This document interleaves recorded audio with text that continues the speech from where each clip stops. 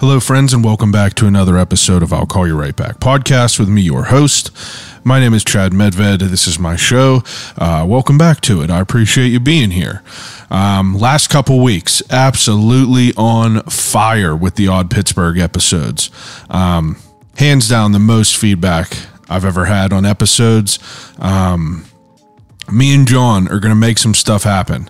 I'm going to get with him whenever he gets back from vacation, and we're going to figure some stuff out because that magic needs to happen more often. Absolutely.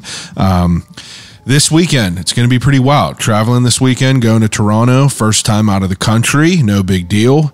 It kind of fits the theme of the episode, but it's going to be wild. It's going to be wild. Unfortunately, I will not be here for the Turner's Tea Party.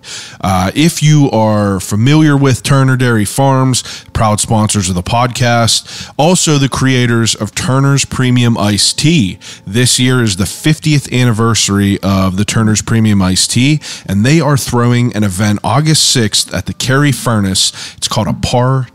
Get it? TEA. But you can go to @turnerdairy.net or @TurnersPGH. Click the link. You can get tickets to the party. It's going to be pretty wild out here. There's going to be multiple food trucks. Streets on the Fly is going to be there. You already know that. Grab yourself a cheesesteak, a Thug Jug. Get your life right this weekend at the Turner's Party. I heard some lore that they're going to have an actual tanker truck filled with tea that is going to, I guess, just provide you with unlimited tea. But grab your tickets now at Turner's PGH. There's a link in the bio. Slam the link in the bio. I think tickets are like $5. Nothing crazy. But have yourself a good time on Saturday. Unfortunately, I'll be in the 6th with Drake, and I'm not going to be here. But, I know it's going to be a good time. If I was in the city, you already know I'd be there slamming 2 jugs together like Stone Cold and, getting wasted off of Turner's Premium.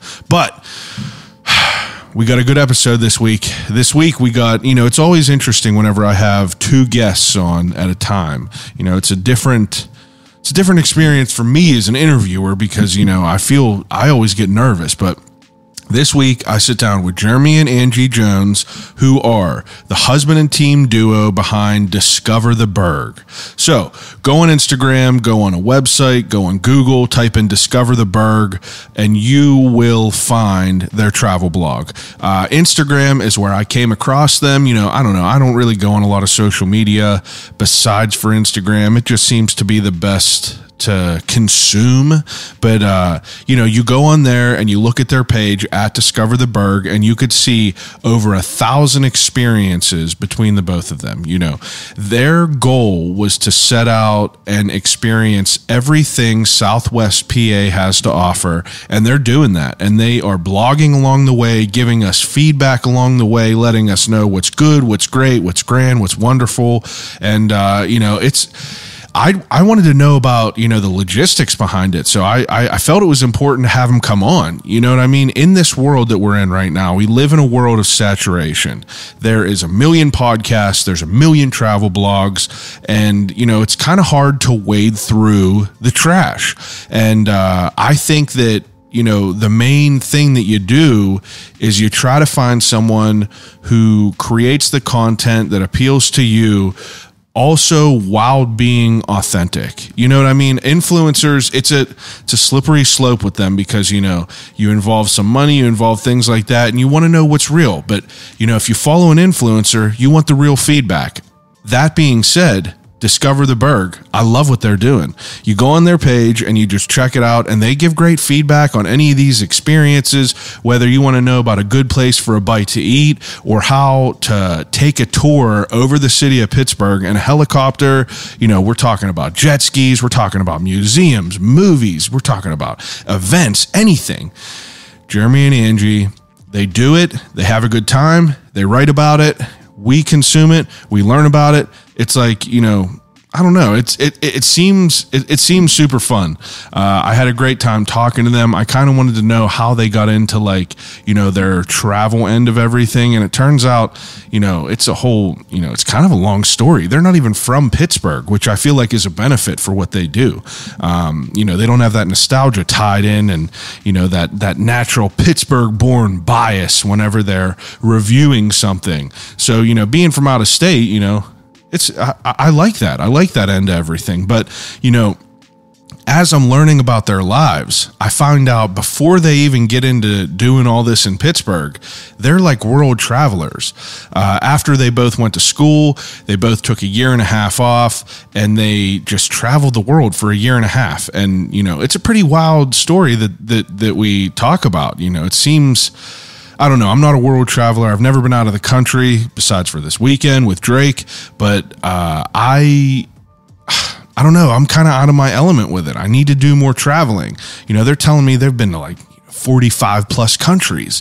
And, we talk about them hiking up to the Everest base camp. We're talking about, experiences. We're talking about the most expensive meal that they've had. It's just like, it's a pretty great conversation. Very interesting. And I'm pumped about it. So I'll quit talking your ear off. I urge you, go to Instagram right now at Discover The Burgh. Follow their page and you'll, I'm scrolling on their page and I'm seeing, numerous things that I had no idea were even here. The last post that they posted was, Jeremy was ripping on a jet ski down in the river. Didn't even know that was going on really. But now I do. So who knows? Maybe I'll be ripping in the river one of these days.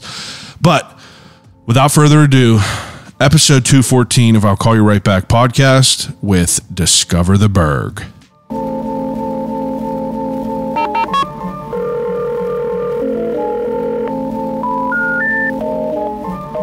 I gotta use the telephone. Hello?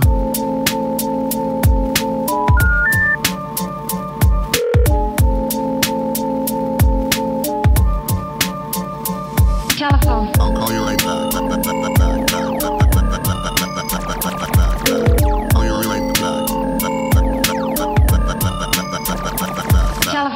I'll Call You Right Back podcast.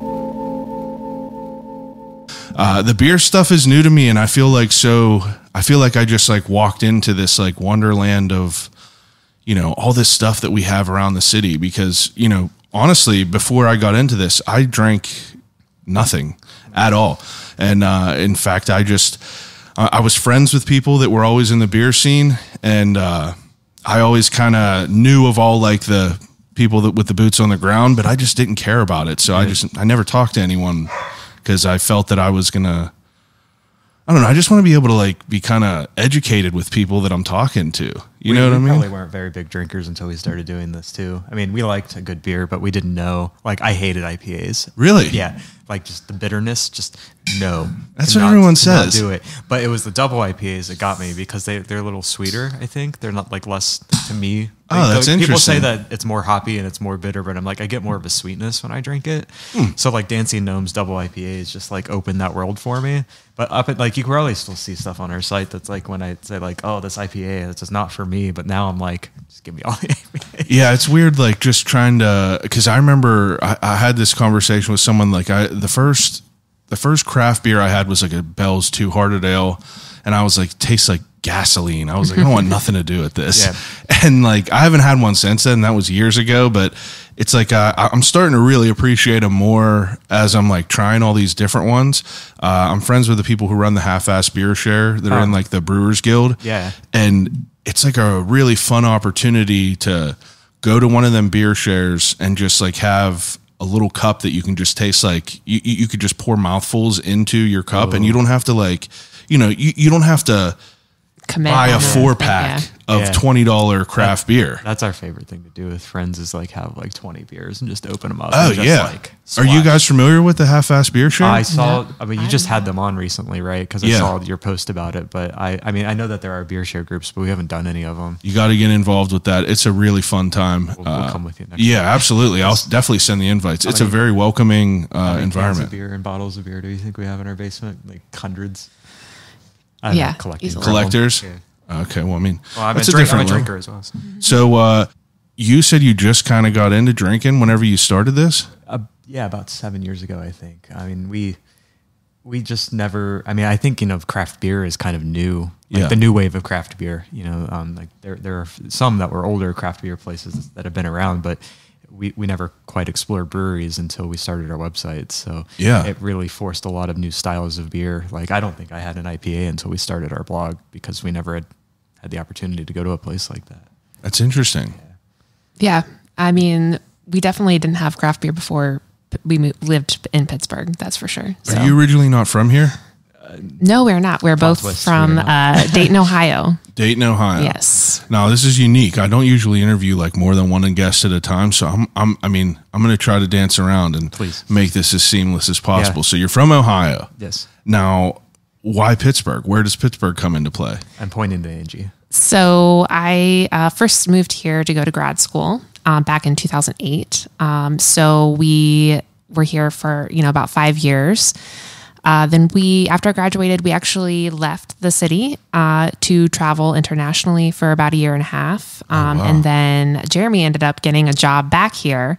I didn't want to move anywhere else. I love this place. Yeah, it was sort of, just happenstance. But then when we thought about it, we're like, yeah, let's come back here. This is a great city. Like it could be fun to just like permanently live here and not just, Wow. And for our own backstory, we both grew up in Dayton, Ohio. We went to undergrad together. Yeah. And she moved out here for grad school. And then we started dating after we graduated, and I was still in Ohio for grad school. Yeah. Because, as one does, you decide to date when you're not together. Far away. So then I moved here a couple years convenient. later after I graduated while she was finishing her PhD. So, wow. Yeah. Now, I feel like that you telling me that you're both from Ohio gives this interview a whole new layer of depth because, if you grow up in Pittsburgh, you have the whole nostalgia factor that interferes with...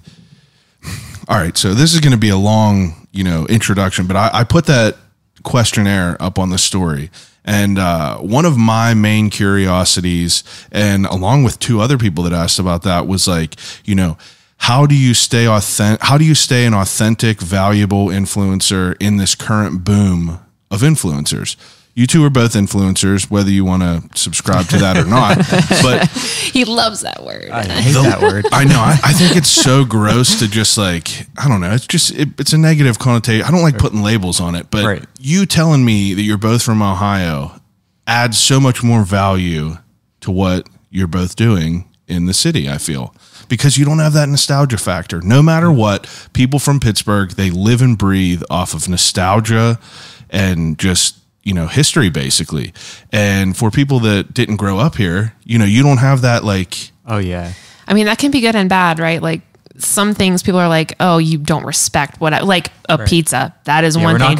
Let's not talk about pizza, but that is a hot topic. Yeah. They're the old school famous ones. Yeah. I have an opinion on.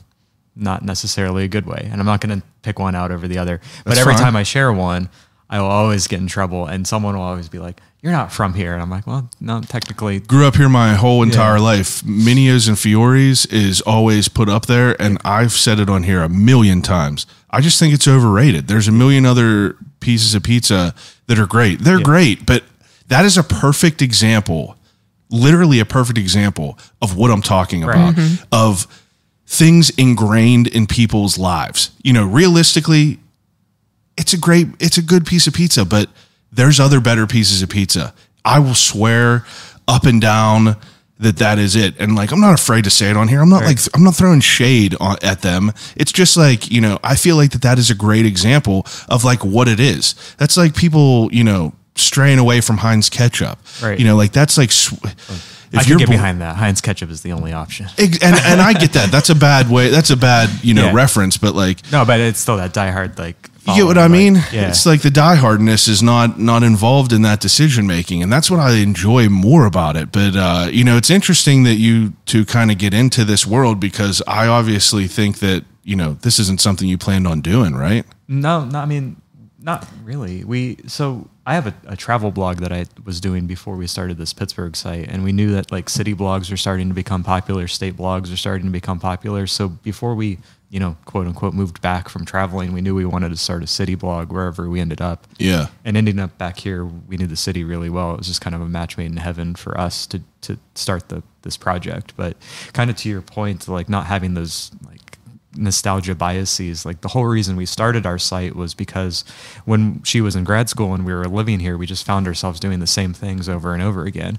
It wasn't necessarily the nostalgic places that people that grew up here, going to were, but they were like our places. We always went to Kaya in the Strip District. We always went to Phipps. We always, fantastic. I can name the five places that we would just do over and over again. And we're like, we need to do new things. Spread your wings. Yeah. I'm a creature of habit. You know what I mean? Like if I find a place, I beat it to death. Right. If I have a good song, beat it to death. Yeah. But the best part about like kind of some stuff that we do is like, you two are forced to, that's a negative connotation, being forced, but like realistically, your job is to experience everything you can.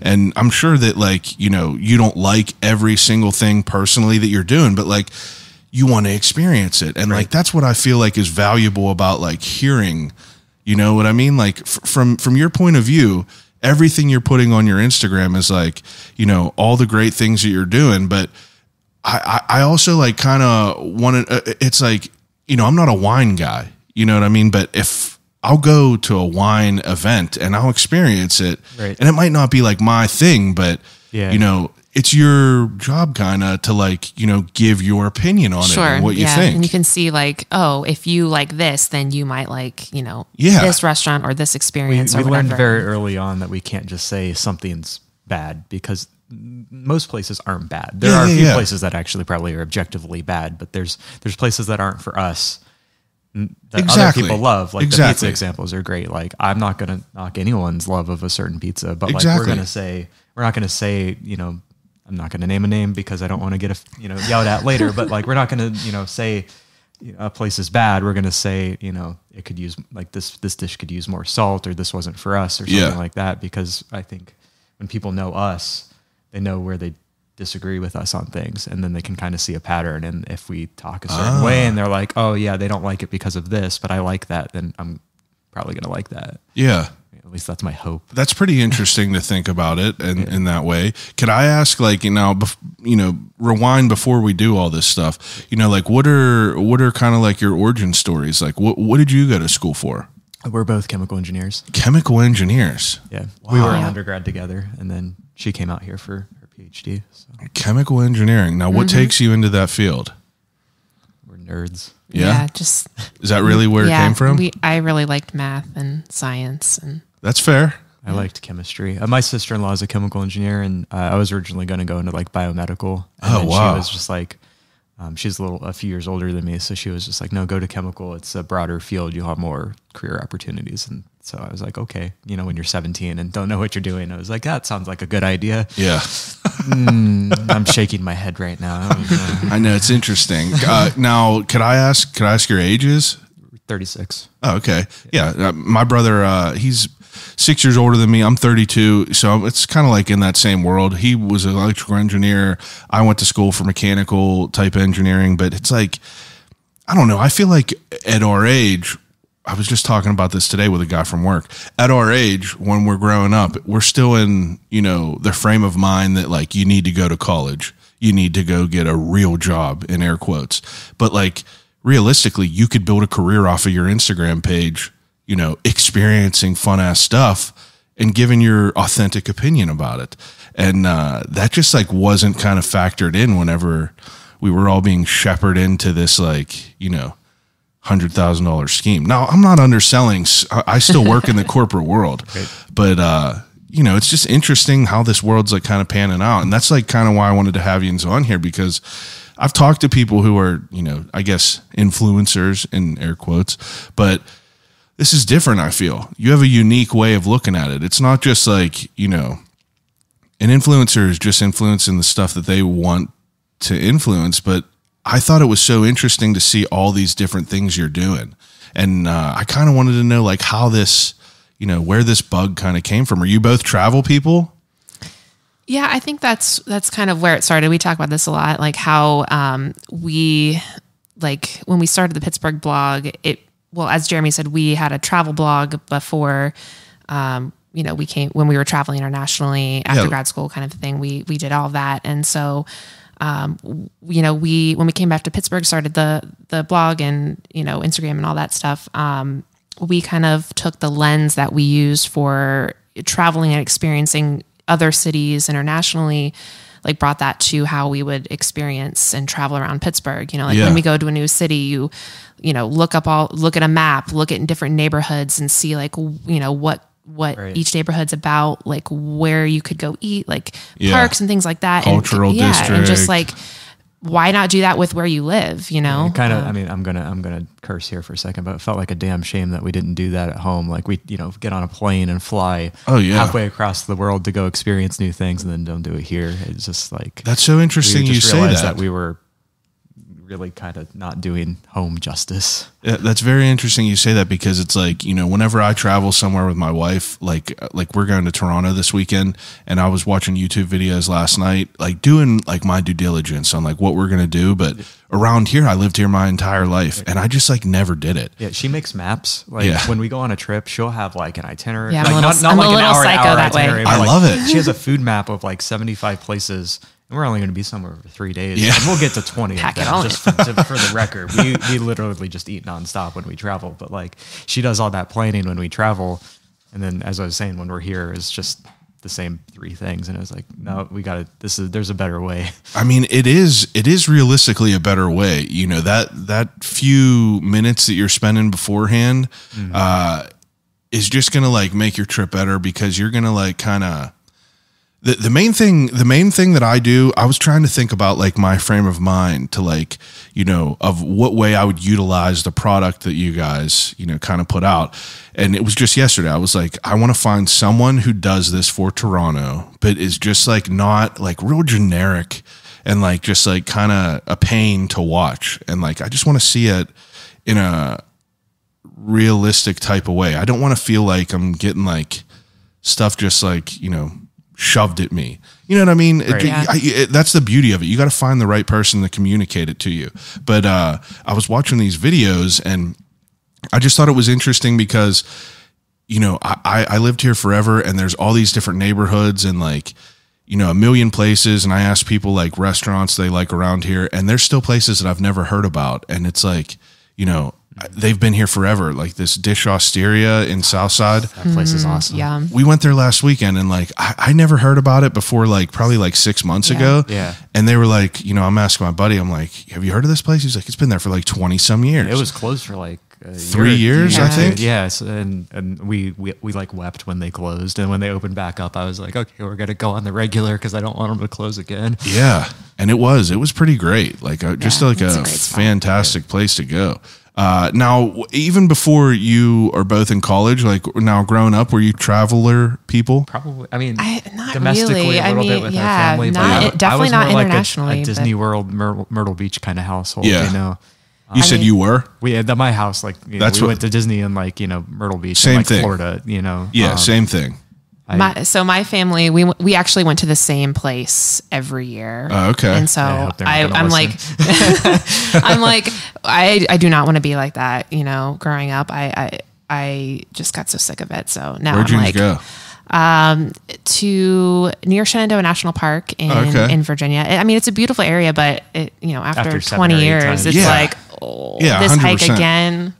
My buddy's family goes to the Jersey Shore all the time, and they've been going there for like 20 years as a family. And he was talking to me about it this year because he moved to Portland, and he was like, dude, I got to fly back. We're going to go to family vacation. And he's like, I love seeing my family and everything, but he's like, I'm just done with the Jersey Shore. You know what I mean? And I feel like anywhere, like if you're going to go there 15, 20 times, it's going to kind of take away from it a little bit. Yeah. But I would agree with that. I'm the same frame of mind. I didn't get to like, we didn't really travel a super big amount. Like we would go to Ocean City. I had family in Tampa. That was pretty much the extent of it. We'd go camping and stuff, but nothing real crazy. But as an adult, like me and my wife just want to go travel and like experience things. And, it was pretty incredible. Where was your international travel at? everywhere. Yeah, we took it a was a year and a while. half off. We Yeah. went to like 40 some countries on Jeez. 5 continents. Wow. So I was originally going to take a year and a half off and travel by myself after grad school. Yeah. I just got the travel bug and I just kind of wanted to get away from everything. Were you about to just backpack across? Yeah, I was just going to backpack by myself. And Wow. then we started dating and someone kind of ruined it. I'm pointing at Angie for people who can't see right now. So what happened was we delayed it for 3 years because I graduated before her. So like, I was like, okay, fine. I traveled a bit, but I didn't travel for like a year and a half. Yeah. I was like, okay, but the deal is when you're done, we're doing this. And we did. So then, we just everywhere. Is that like every chance we can get? Now, for going to school and like going through grad school, is it like, were you apprehensive at all about like just not jumping into the career field? You were. I was. Jeremy was not, definitely. He's like, just screw it. I'm leaving. Yeah. Yeah. It's like work. You can work whenever, but you know. I can work later. Yeah. I want to enjoy life No, now. I was definitely a little concerned about that, but in all honesty, it was a little tricky to get back into a job after traveling because, especially in the U.S., you know, most people don't do stuff like that, and no one like could understand where we were coming from in terms of like why would you do that, like So just like explaining it and that kind of stuff was a little tricky, but Really? I don't regret it though. Everyone loved sure. the travel story, though. I think one of her problems looking for work, every time we looked at a different city, they're like, well, you're from Ohio. Why would you want to move to Boston or San Francisco? And it's like, Ohio sucks. We're in Ohio. No offense or maybe a little bit of offense. Okay, that's the one thing I'll make fun of. I don't like Ohio. I was just much. in Ohio today. It was in, was it called like Brilliant, Ohio? That's where it was. I was at like some plant there, but it's just like, you know, it's middle of nowhere. Yeah. Not really It's anything not like we were in going on. Cleveland. We were outside of Dayton, Ohio. There wasn't a lot going on. We like really wanted to leave to a proper city, and people like weren't taking her seriously at all. Like, why would you want to move here? And it's like, I applied for this job. I want to move there.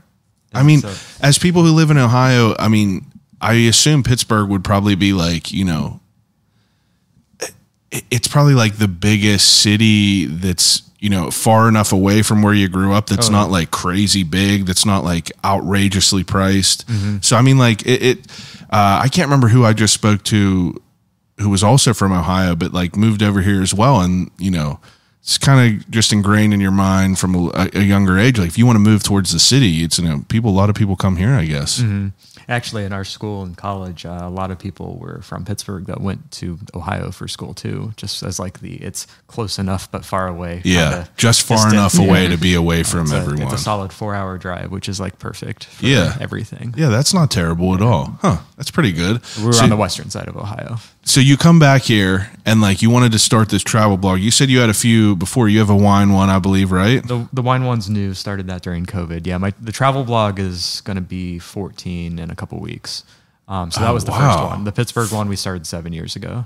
And now you starting this travel one, you know, like where does that come from as far as like, you know, where does your the literature end of it all want to, you know, some people are fine with just exploring it and wanting to just have that, but like for you to put it all out there, you know, it takes a whole different. Yeah, that was me. I started that before we started dating, like by a few weeks actually, I think. But I think, you know, honestly, I'm a nerd. I grew up making websites with my friends on like Angel Fire and GeoCities and like all of those like old school explains a lot. Explains a lot. Things. Like I had a Zynga, you know, I had everything. You name the thing, I had it from age 10 to that explains 36. It. You always been tapped. So in. I always have been like producing content that no one ever saw before. Yeah. Because, you know, no one reads that stuff. There's a beauty. There's a beauty to like the movies you make with your friends when you're 13 or 14. That was me and my friends. Like we all had like just really dumb websites that we just did because we like to learn that stuff. So it was kind of just something that I always had with me. So when I was like, I want to travel,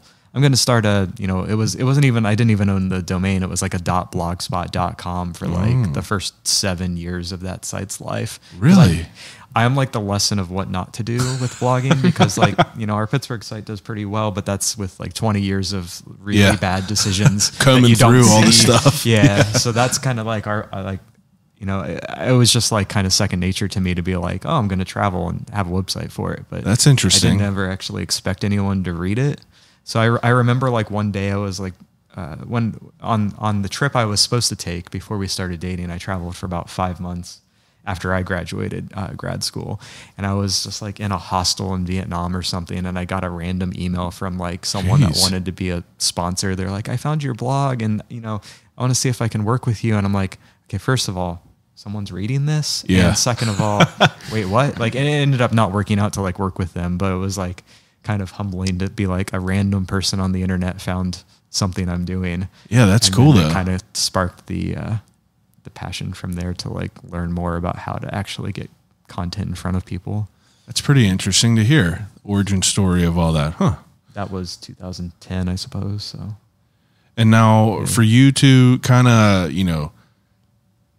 be in that same vein, like, were you a writer type? Were you someone that would? Yeah, I would say I'm definitely not I'm more on the writing side and less on the back end tech side. I am on the grammar. I am on the grammar. Yeah, police for sure. She's wagging her finger at me. For yes. I can't see this. That's what my wife does. Anytime I put a post out, she's like, you used the comma wrong. Yep. Fix it, do all this. Every single day. Actually, I'm like, I got her to start writing on the Pittsburgh site more just because she got mad at my grammar being so terrible in the early days. So I've been trying my best to learn a little bit more, but that just goes to show you how much I paid attention in school. Same. But Grammarly, best $100 a year I spent. Yeah, I kind of forced it all on her, to be honest. You didn't really have a choice. I was like, this is me. That's what I mean. Like, date me. He seems like someone who kind of started this all and kind of just said, you're either into it or you're not. What's your frame of mind at this point? It's weird to me because you're both going to grad school for chemical engineering, which is obviously a lucrative position. You don't really need to deal with all this. And some people are just happy with working, their 40 hours in there. But this is like a whole different thing. Was this what's your mindset whenever this is going on? I mean, I think it really goes back to the writing aspect of it. It's just sort of like, it's sort of like a creative outlet, honestly, I like that. Yeah. You got to have some sort of hobby, some sort of getaway. Yeah. I mean, if anyone loves us or hates us out there, she's the biggest fan and critic at the same time, because whenever I'm like, let's go do this, she'll be the first one in the background going just like, yeah.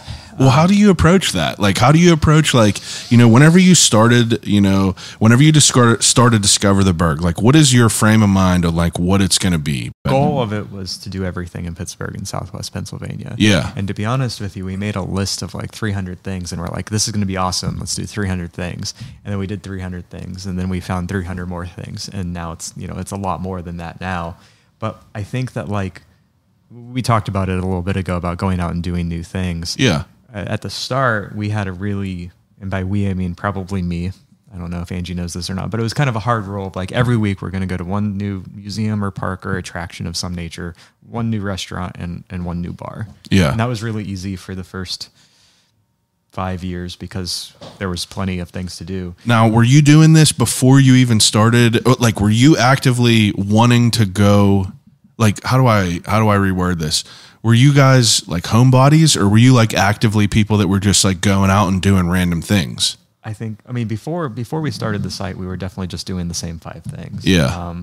Which, as we were saying, it really clashed with how we travel. Yeah.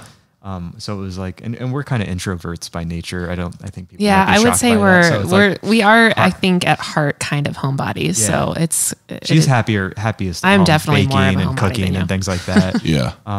I could feel that 100%. Yeah. The biggest challenges we had are sometimes where I'm like, okay, we have to go out to another new restaurant. She's I'm I just want to go back to. Can we just go to our favorites, please? Yeah. Can we go back to Federal Galley? I just want to go to Kaya. I don't want to go to a new bar. Can we just go to Acacia or something? Well, it's scary kind of because it's I'm the same way where I like to be home. There's nowhere else I'd rather be. And then, I like security almost, because it's if I have my favorite spots, if I want some great wings, I'm going to Streets in Southside because I know that it's going to be, it's all the way 100% consistent. Really, you know what I mean? You can't really, but some places, if you're let's go try this new place.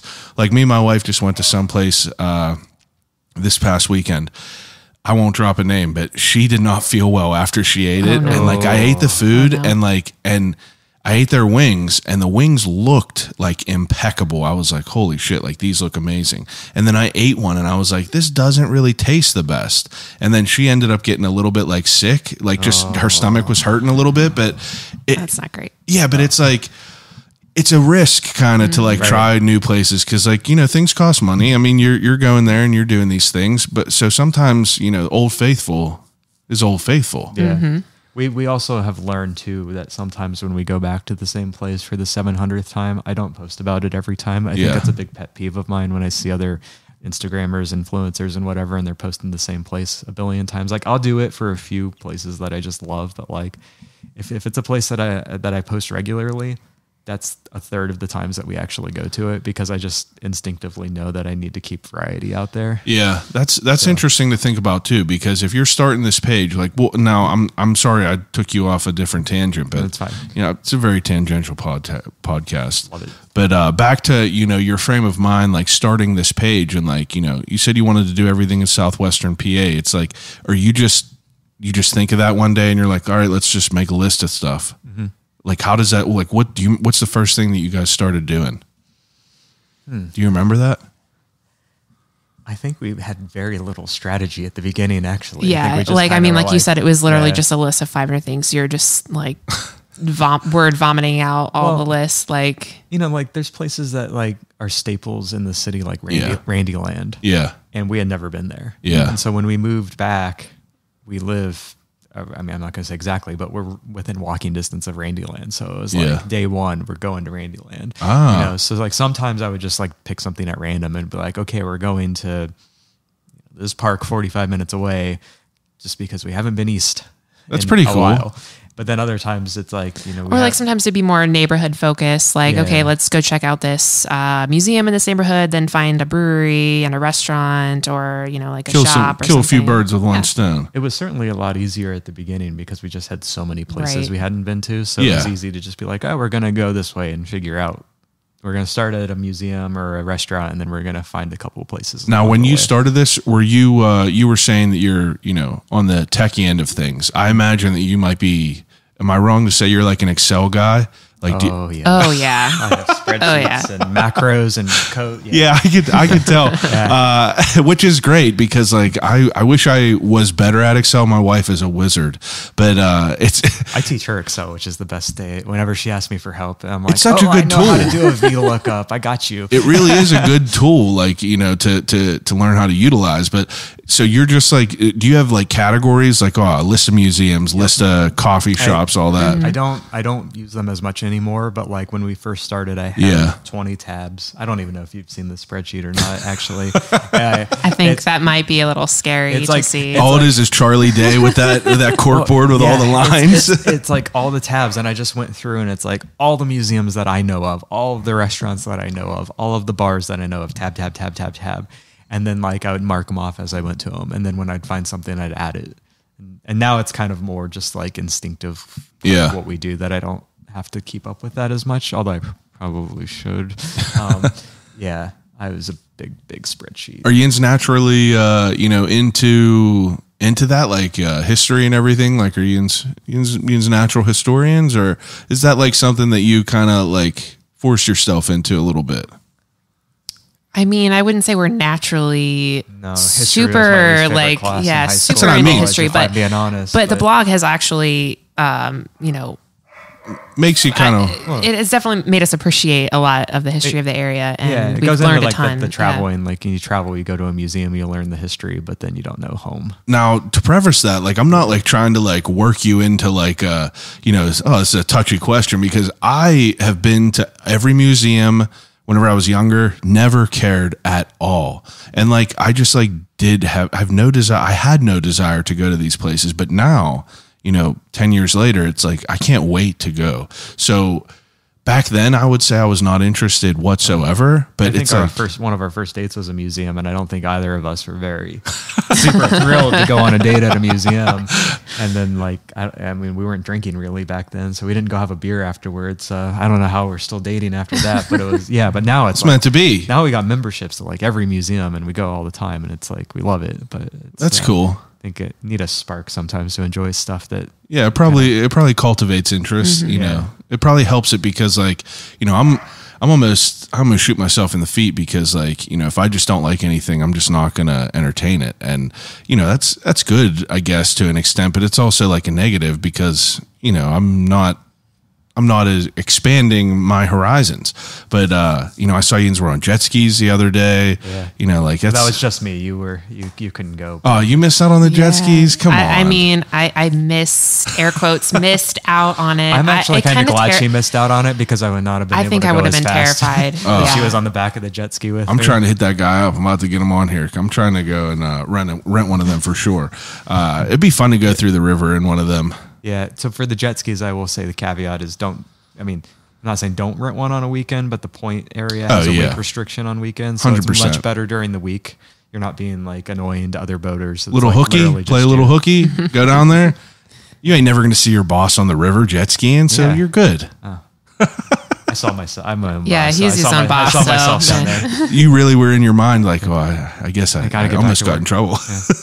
So, for you to build these lists and start checking off all these things, like how do you incorporate the influencer-ish part of it where you want to, kind of give your opinions on things? Because nowadays we live in a world of opinions and you got to tread lightly. Right.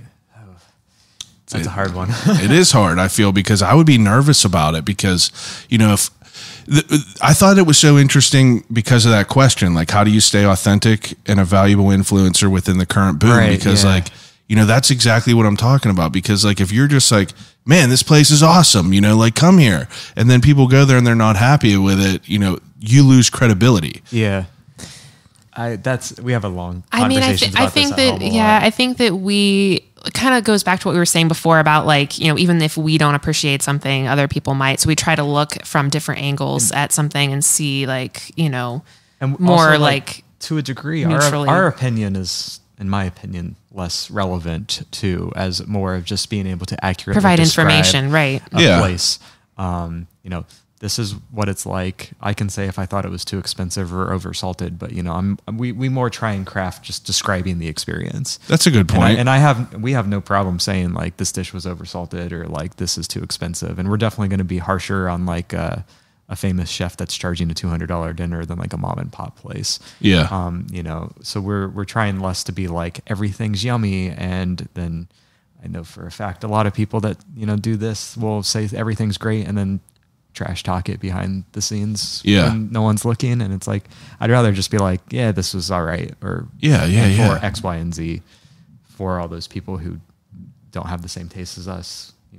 Absolutely, we're all different. So so we have taken the lens of just trying to describe the experience as opposed to giving like really overt opinions. Yeah, criticizing it heavily. Mm-hmm. Now, if there's a place that we love, you'll tell for sure. Yeah, we're just like jumping up, very and down, enthusiastic. like we're back tomorrow kind of thing. But those are there ain't nothing wrong with throwing shine at places you like. Yeah, I don't want to be overly critical of stuff that's not for us. Yeah, exactly. If something was bad, gave us food poisoning or whatever, was like $100 more expensive. Yeah, sure, we can talk about that for a really long time. I appreciate that, but it's always such like a fascinating thing to even because like I've wondered that myself as far as people like you, because there's other people that do stuff in other cities that are similar, and it's just like, and it's such like a fine line between doing that and like monetizing your business and like and that's like, I don't know. It's a weird thing to do, but it's beautiful to be able to, go through and like just get out of your comfort zone. Is there like, what kind of stuff have you done that like you guys just never thought you would do? Oh, there are lots. Is there?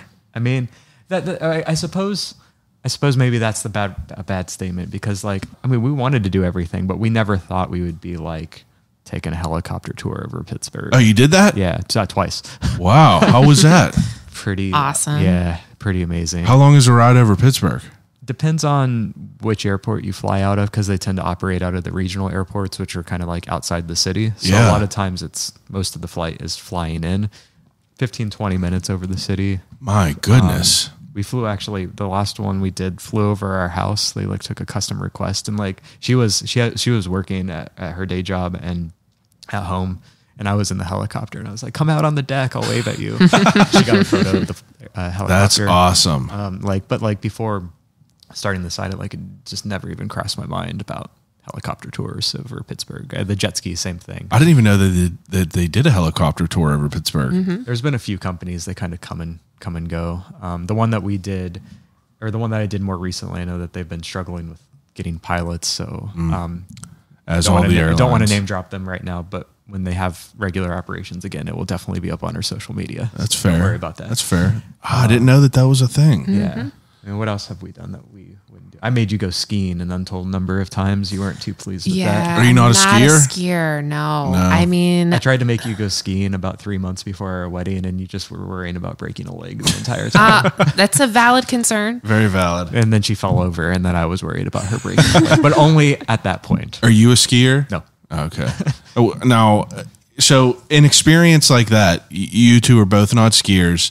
You're obviously going there for, work, basically. Yeah. Like, what's your mindset as far as like, what you have to do there? Like, kind of get the full experience. Like, walk me through like how you kind of prepare for that.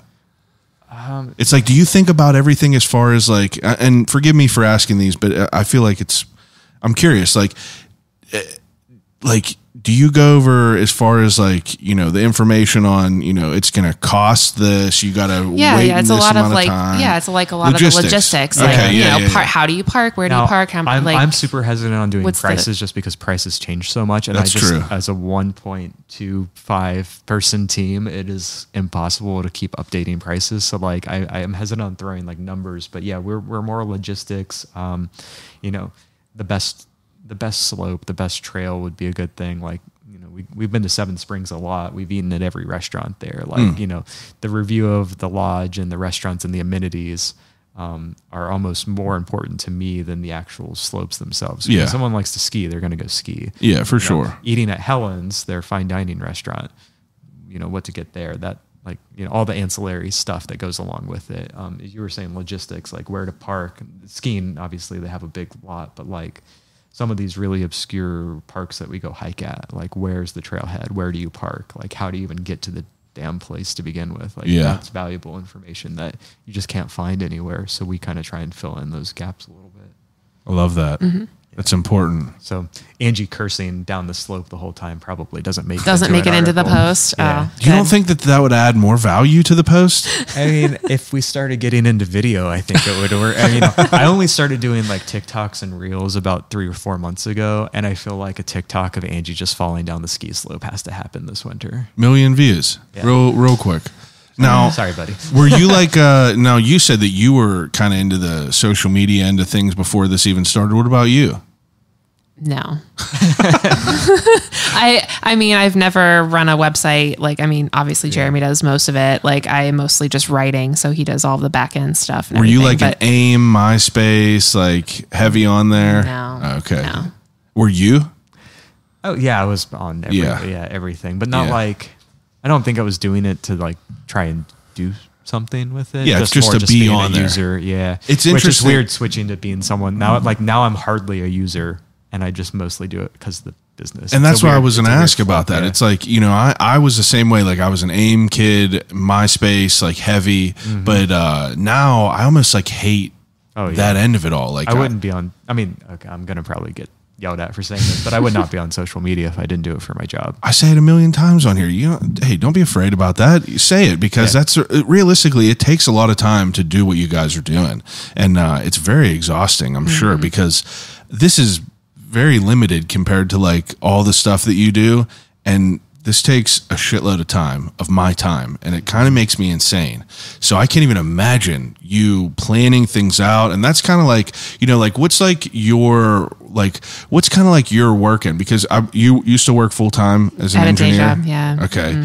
And this is your full time is just travel. What would you consider yourself? I mean, the Pittsburgh blog is, so I have 5 blogs that we do together. And what do you think that career term is? Is that a travel blogger? I just call blogger. Travel blogger would be my preferred term. Yeah. Please don't call me an influencer. You're an influencer, travel blogger. Yeah. I like travel blogger. I think that's good. because that's what I do. I blog, you know. Yeah. The rest is kind of the ancillary tasks. So Now, like, what my average day? yeah, like what's your like? How does your day work? Lots of naps. Lots of naps. I don't take life too seriously. That's good. Because people don't take, haven't figured that out yet. No, I mean, like, I have a pretty good regiment now after doing this for so long. I've been doing this as my job for 4 years now, full time. 4 years full time. Yeah. And so like I wake up, I sleep in a little bit, but I wake up, I do all the social media first thing in the morning with coffee. So that's why there's a lot of typos and spelling errors. Are these current? So you're not planning these out like a month in advance? No, I tend to post all this stuff. So like say on Instagram, the photos, a lot of the photos are something that we have done in the last week or two. Yeah. But sometimes I'll go into the archives just to keep a fresh reel of things. Very little of what we do is live. I'm never really posting something like when I'm there. It might just be an hour or two later, but I very rarely am like, at a restaurant post. Yeah. But like, so when I get up in the morning, I'll do all the social media for all of the websites and schedule it for that day. And I the other websites aren't like destination focused so much, so it doesn't really have that day-to-day aspect. But for the Pittsburgh site, for Discover the Burgh, I really like to do it daily because I can check the weather. If it's going to rain, I can say, go check out a museum or something like that. But I do everything for like the first hour or so of the day. And then the rest of the day is either just writing nonstop and having a nap in between, or going out and like going to a park and going hiking and things like that. But we've been trying to do most of the quote unquote work for our website on like a regular, I don't want to say 9 to 5, but like Monday to Friday schedule. So then weekends are for us. We'll still sometimes do new things on weekends together, but like we use the weekends to do house chores and go back to our favorite place and things like that. So probably way smarter too to not deal with the weekend crowds. Yeah. So do you just like, do a bunch of stuff for a couple months and then like, build content that way and then like, kind of, just spread it out that way? Do you have any sort of like, rhyme or reason on how you do it, or just whatever kind of works out?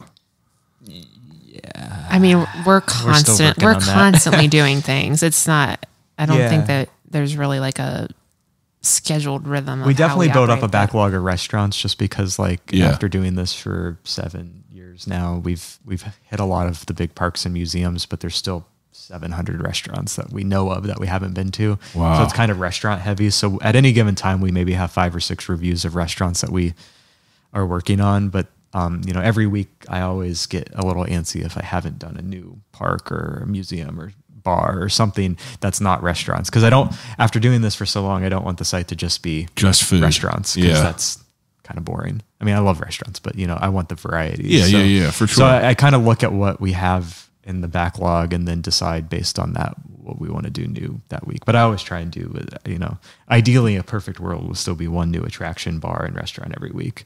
But right now it's been like 2 or 3 restaurants a week and maybe a bar or maybe a museum or something like that. But everything, we've been staying pretty up to date. We don't have a huge backlog of posts we haven't published. Do you give yourself like do you say I have to post at least once every 2 days? Some people think that they have to post every day. Social media, I post mostly daily, but I don't feel guilty when I have to take a day or 2 off. Yeah.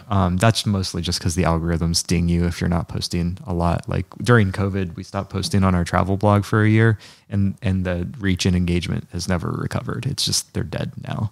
It's just like, crap. But for articles, we always try and publish at least 2 a week. And if I can't get at least 2, then I don't publish that week, but those are very few and far between. So even when we go on vacation, I'll like pre-write articles to publish so they can go out in our newsletter and things like that. Wow. You got a whole... I'm stressing myself out now thinking I know. about I'm all like, this. You're very tense about this. You're like thinking about the 12 articles. I'm thinking about all the articles that we literally were driving down here and brainstorming article ideas. Yeah. And we probably came up with like 30 ideas on the drive down. And I'm like, just thought about all of them and just kind of like locked up for a second. That's fantastic though. You get some good content. Are you notebook people? You are more than me. You are with your recipes when you do cooking stuff. Yeah, but like for blog stuff, not really. He's like, just message me the list. Well, I was driving. I couldn't write it down. I'm gonna for like literally. I have the worst memory, so I have to write things. That's what down. I mean. You probably would have to write things down to remember everything. Not in like a paper notebook. I'll take notes In on Excel. like In Excel. Oh yeah, Excel on my phone, notepad on my phone. that's what I I'm, mean. like, I don't mean super low necessarily. tech, yeah. We're not back in the day. I don't think you have a quill pen. I mean, I'm sure you're on your notepad Give me right a now. quill pen. How cool would that be, right? A note pen. Yeah, I wrote something with somewhere with a quill pen once. That'll be fun. I still use a pen at work, pretty regularly, like every day. But I used a pencil the other day, a sharpened number 2 pencil, and tried to write with it. And I was just like, man, it's crispy. It's writing nice. It's not bad. Yeah, I've been to a few events where like media events, like a restaurant opening or something, and there's like proper reporters there, and like I respect everything about what they're doing because they're writing down everything, and I'm like, got my phone out and I write You're down. like, hope I don't accidentally delete this. I'm like, I write down like one word. Yeah, because that's enough for me to remember everything. Yeah. So I just kind of write down keywords. Like, they had oysters here. Right. They were incredible. Write down oysters. Right. Like I write down like the name of the oyster, and that's like my list. Yeah. But then other people write down like every little detail, and I'm like, I can't do that. There's a method behind the madness. Everyone got their own way. I take to a do lot it. of photos too. That's kind of my notes. Do you ever have any sort of like guilt in that? Any influencer guilt? Where you're sitting there in a nice restaurant, you want to get that good angle of a plate. Will you stand up in a nice restaurant? No, I won't stand up, but I will take my nice have. Don't even. No, You have. I don't stand up a lot. I don't have a ring light. I don't. Sorry to my friends that have ring lights. Yeah, because you have Do you a know professional people camera. that take ring lights to restaurants? Oh yeah, everyone does. Really? Yeah. I've Oh, never yeah. done that. I was actually just talking to Hal V. Klein about that. We were like the only 2 people that don't actually have ring lights. See, He posted a photo of him standing on a chair. That's literally why I asked you that, because like my man has no shame in his game because he's one of the best. I do wrestle. Like we've talked about this a lot when we go to restaurants that have like really bad lighting that like aren't doing themselves any favors for social media posts. Like I have a really, really good camera that does really well on low light, but I shouldn't If it's say, low light, it can't be. If it's not a good quality pic, it ain't a good quality pic. I will post a really bad photo because that's representative of what it looks like. Like when we get takeout from places like during COVID, I would not plate the food on my own. I would take a photo of that styrofoam container because that's how it was served. So if it's served and it's on low light and it's messy, I'm taking a photo of it. That's fair. You need to be like that. None of what I post is staged, but I guess I have stood on a chair once. I'm going to give you once.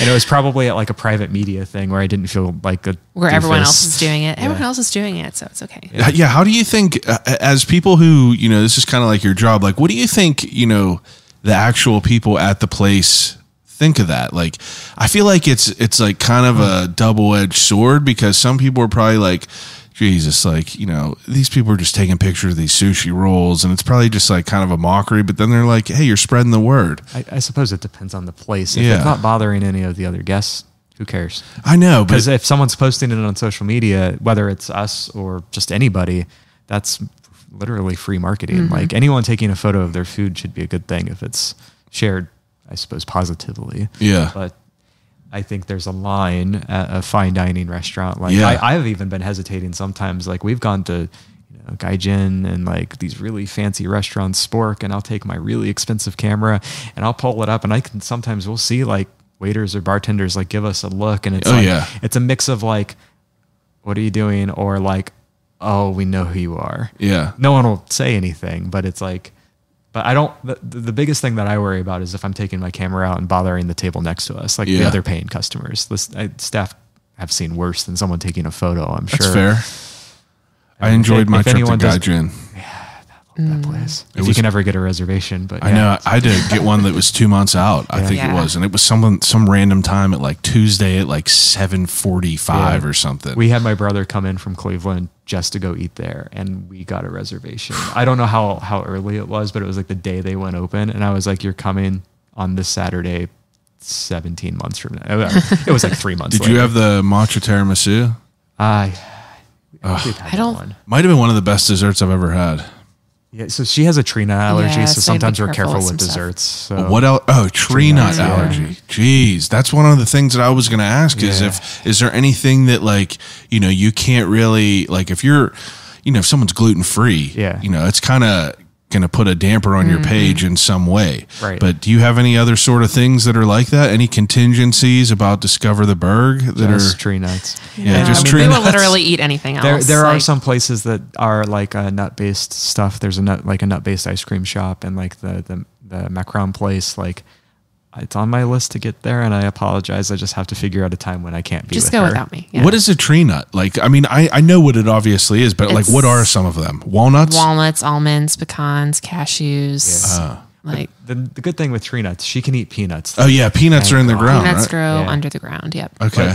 But the only thing with like tree nuts is desserts sometimes. So that's why when you asked about dessert, it's like That's a good we point. have to be really careful because tree nuts are like expensive and they're a premium, and they only tend to show up in like very specific international dishes that we've learned to recognize, and Yeah. then like desserts. Is a pistachio underground or above ground? Above.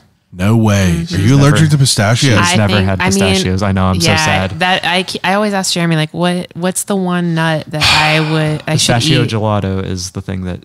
That's amazing too. But the dish at Dish, the rigatoni, yeah. cream-based sauce, but they have pistachios in that adds this like texture and this like. You cannot go without me. I know. It was so. I good. get a pass sometimes. Like if we, when we travel, we sometimes dine at like really nice, like Michelin starred restaurants or whatever. And if they have a dish that has nuts, I'm just like, I lean over, I give her a kiss, and I'm like, I'm sorry. Yeah, I'm gonna eat it. I literally. So like Peace. the last time we went out, we had like a wine pairing dinner. She was drinking the wine, I was driving, and it was after a long day of wine tasting, so I didn't want to do a wine pairing. But I couldn't drink the wine because I was eating nuts and she wasn't. yeah. So we had to have this whole system where like I got the last Can't sip. cross. I got the last sip Yeah. out of everything. Cross And it was like contamination. the funniest thing. And also like, I'm rolling up with my big camera taking photo. It was A whole mess of things. It was rough. So that's our only line, and that is actually something that comes up in some articles. Sometimes if someone's not, Oh yeah, if people are not attentive to Attentive to allergies, tree nuts, it grinds it's- my gears. Yeah, that's a hard pass. Like that could kill someone. That's a line. Well, and being the terrible person that I am, I don't have any allergies, so it's like that's not in like the forefront of my mind, but I've followed people. I follow this woman who makes gluten-free ice cream now. And, just seeing her stories about like how she had a story that came up about how the one latte at Starbucks was used the same with something else, and it was like cross-contamination. And she was like, it really messes me up. And it's like, at first, whenever I was younger, I would probably be kind of an asshole and thinking like, whatever. But now, as someone who's like not an idiot and not as not thoughtful, I understand it now. I can understand why that is, and it's important. You got to people need to know about that. Like you said, it could kill someone. Yeah, and there's also a big difference between allergies and dietary choices too. Yeah. But like, I mean, we've had some actually. If I can go on a tangent for a second, we've had some bad experiences with nuts. But I'd love to. She's obviously not died. Yeah. And you've never had to use your EpiPen. Woohoo. I've never had to stab you. One day, A kid in middle school, if there was peanuts, he had Chinese food one time, and they took him to the emergency room. Yeah, peanuts Yeah, can be pretty that's bad. Like same scary. room. Like she has this weird like early detection system. Like she'll take a bite of something, and if it has nuts, her lips just start tingling within like a second, so she can spit it out. Yeah. But then she swells up like mad. But we've had some good experiences, and I will name drop this business because it was like one of the most amazing things. Like the good that our website has. So we went to Hidden Harbor right when they first opened. I'm not familiar with them. Hidden Harbor is the tiki bar in Squirrel Hill. They are just absolutely incredible. Amazing. It's a bar. Yeah, tiki bar. It's Any food there? They have food They too. have food, yeah. Oh, wow. Yeah, they're the same group that owns Lorelei Independent Brewing Company and Golden Age. Oh, yeah. Yeah. Okay. Yeah. Every place, I love a lot of what they do. But we went, so, ironically, we used to live in Squirrel Hill around the corner. We have a history of moving neighborhoods and then a really epic bar moving in around the corner from where we used to live. We used to be a corner away from where they are now. They opened up right after we left. Anyway, we went in the first time we went, had drinks. Their menu had, tiki drinks, use orgeat, a lot Like of almond nut-baked syrups, like some- liqueur, stuff yeah. like that. And the menu didn't have any allergy notations on it, and they had to go ask the bartender, and it was fine. There was, they didn't serve us anything that had nuts. We wrote an article about it and was like, everything about this place was amazing. Loved the drinks. The only caveat was there was a little question about the allergies, and they emailed us. I didn't even email them the article. I never really send articles to people after we go. They just go out into the ether and people find them or not. No matter what people are going to hear about. They found the article, and this is like really early on, like when we're like baby site tiny. They found it. They emailed us. They apologized profusely. They invited us back in, and they completely redid the entire menu to include allergens. No shit. And wow. And when we went back in, they're like, yeah, you don't have to update the review. We're not asking for anything. We just wanted to show that we cared. And I was just like, wow. Oh, it's so heartwarming to see someone actually care, because really there's so many awesome. places that don't. Yeah, that's awesome to hear. That's pretty cool. I mean, now we're just fans for life now, because it was just like a... No, but that's a cool experience to be able to just like have with a place. Like they didn't have to do that. They didn't have to acknowledge it at all. Yeah. And there are places, I saw my buddy going head to head with a place the other day that was like a big place in the city that like kind of was just like the way that they responded to it. I was just like, it kind of turned me off from this place that I frequented a good bit. Yep. But it's just like, kind of we're just assholes about it. Well, we've had that experience with her allergy too. Yeah. And it's just like kind of, the way that people conduct themselves speaks volumes on who they are. Right. And, that's an opportunity right there where people could either, run towards it or run away from it. Yeah. And that's a really great experience. I'm curious, when does, from you to start this page, obviously now you guys are, ripping. When does it start to catch on? When do you start getting a little bit of like notice? When does it start to like really like hold some weight? You probably don't know that answer, since I have the analytics. I'm like, I don't know the metrics. Yeah. No, I can actually tell you what happened was that we started writing 2015. I want to say it was 6 months. The one thing that I learned from my travel blog experience, if I can sidebar for a second, Absolutely, is that marketing a travel blog was really difficult, because I'm trying to write content for people that are traveling, but not everyone's going to go to Japan maybe ever or anytime soon. So defining the audience was really tricky. So for Discover The Burgh, when we started it, I would start advertising on like Facebook. But I didn't advertise to like the United States. I only advertised to people in Pittsburgh. Yeah. And I think that's where like local blogging actually has an opportunity, because when people share our stuff, their friends and family see it. And most of those people also probably live here. So it was about 6 months in, and I was doing advertising, getting our content shared, and we published a Guide to the Strip District, and it went viral, like 50,000 views viral, like article. And then all of a sudden, like our Facebook page went from 3,000 fans to 15,000 fans. And then those people started seeing our new posts, and our traffic went up by like 10x, like overnight, just because of one, like 300 people shared one article, and it just kind of exploded. And it wasn't enough to make it my full-time job at that point, but it was enough to realize like, oh, we have a good idea. Yeah. So that's pretty cool. Yeah. Wow. That article is still one of our most popular articles. I think it's been, I probably should have looked before we came down here. I think it's probably been read 500,000 times. When was this? Did you put this out? I'm pretty sure it was January 2016. So it's been about 6 years. Yeah. And was that like something that like, obviously there's staples in the city. The Strip is one of the staples. Mm-hmm. Is that something that like you were conscious of, that you wanted to touch on in the beginning? Because people that are starting this, I don't know, whenever I started this podcast, like I knew that there was going to be a fine line with me having to talk to people that I was genuinely interested in, but also talking to people that had a big enough name that was going to be able to kind of, propel the movement of what I was trying to do forward. So, in that point of view, it's like, you guys are starting this blog. The Strip is one of the biggest places. Is that like something that was in your forefront of your mind? I think the Strip was not so much anything strategy wise. It's just honestly one of our favorite places in the city. That was one of the four places that we always were. Yeah, and we knew it really well, so it was more like that. We have a bunch of neighborhood guides. It's like we knew that was going to be the first one, just because we knew it better than any other neighborhood. So that makes sense. It was easy for us to go, we still haven't done everything in the Strip District. I'll just be honest, but like we had done the most in that neighborhood than anywhere else. So it just kind of lent itself made to sense. Be the first one that we wrote. And obviously it's one of the more popular neighborhoods. So it, you know, if I were to do it all over again, strategy wise, yes, I would do the Strip District very much first thing. But I mean, we have, I'm not going to lie, we have like gone to places that have that name recognition.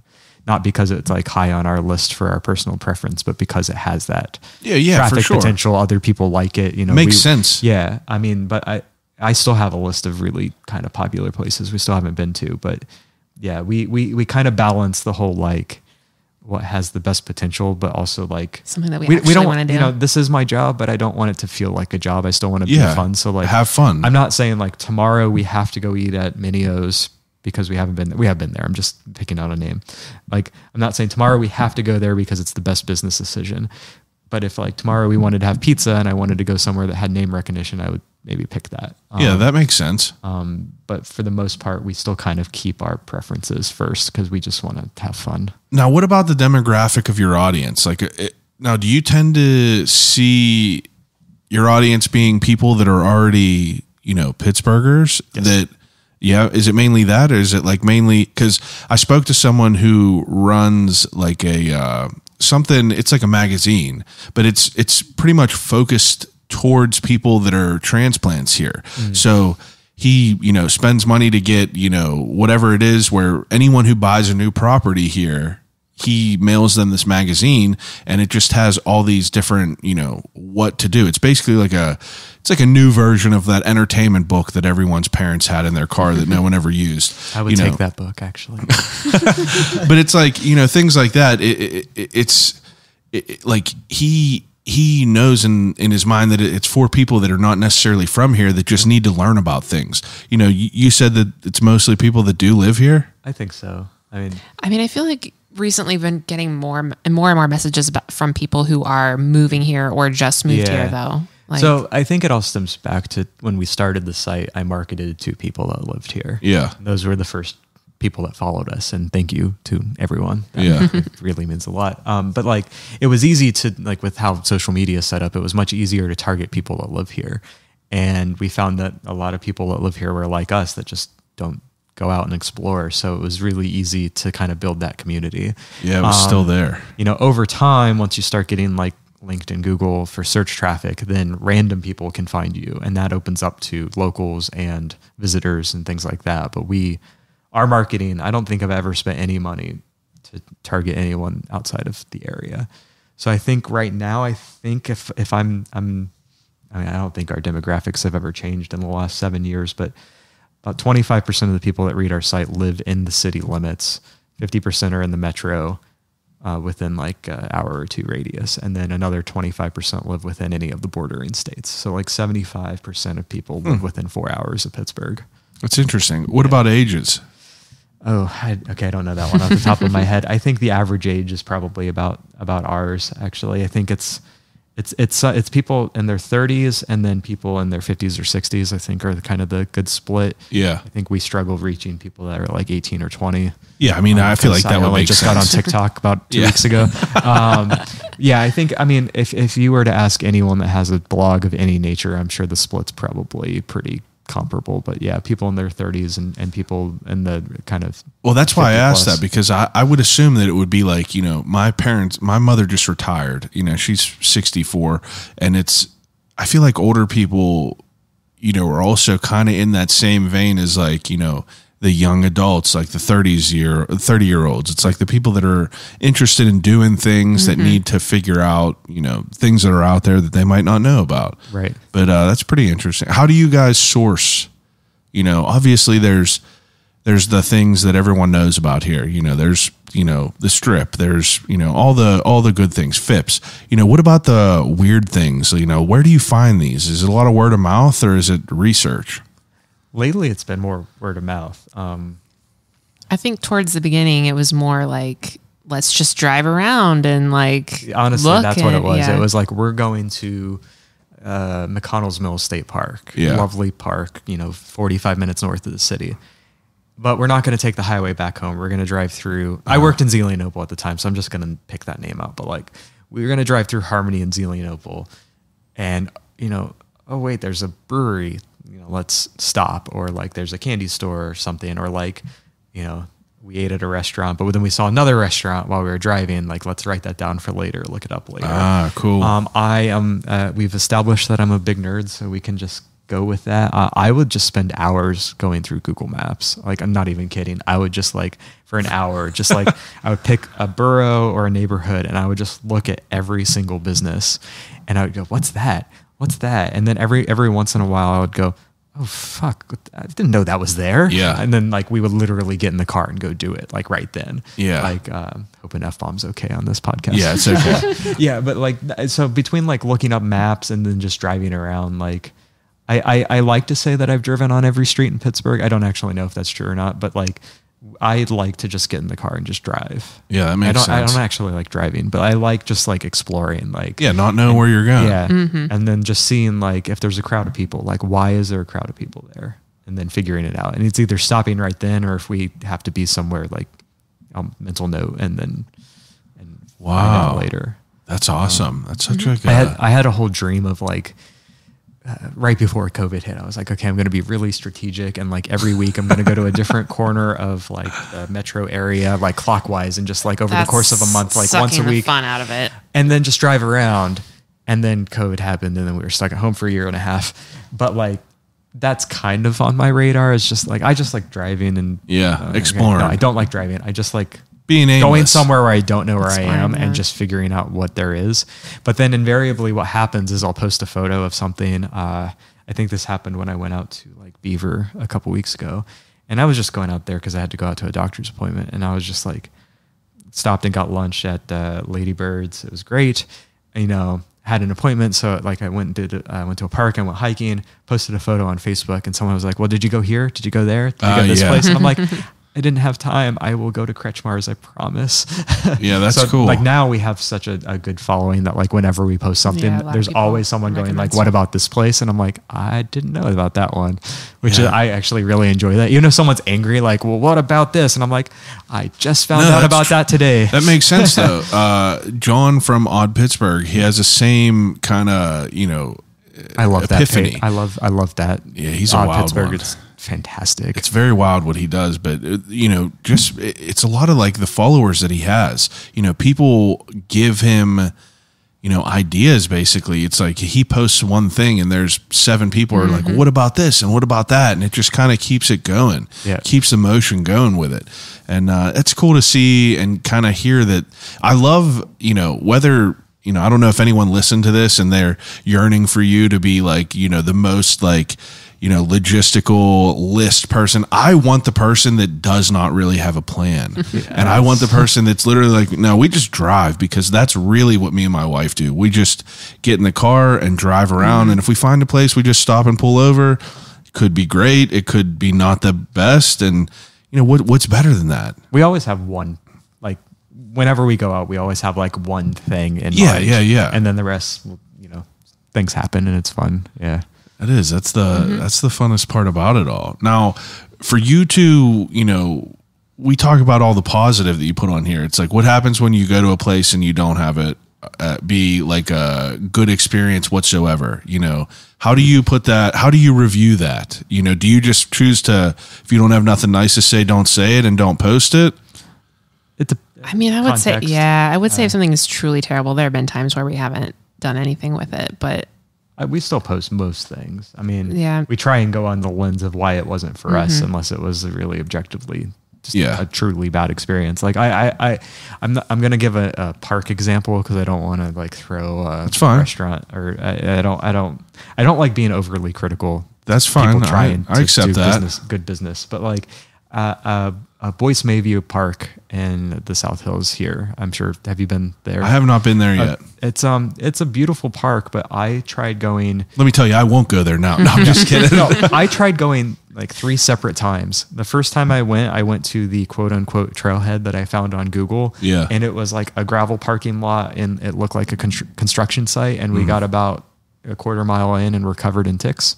And so we turned around. So I wrote an article about like how we failed to do that park. Yeah. And then the second time we tried to go back, all of the roads around the park were closed for one reason or another. It took me like 3 or 4 attempts to get to this park to find. Wow. Like, then we went back with our dog to go walk, and we were at the northern side of the park. We went hiking. We're like, we're finally going to do it. And we got to this point, and then there was a no dogs allowed sign. And we're like, oh, crap. So like all of that was in there. Get that place out of here. But then I finally went back and I found the right trailhead on the south, because this park is really unique. That like the northern part of the park is like developed paved trails, you know, play places, stuff like that. Not really our jam. Like we want to go out into the nature. Yeah. Finally, after like 4 times, got to do the actual astoundingly beautiful part of that park by myself, not with anything, because I just didn't want to mess with it anymore. You know, our dog's like 6 inches off the ground and gets covered in ticks like nothing.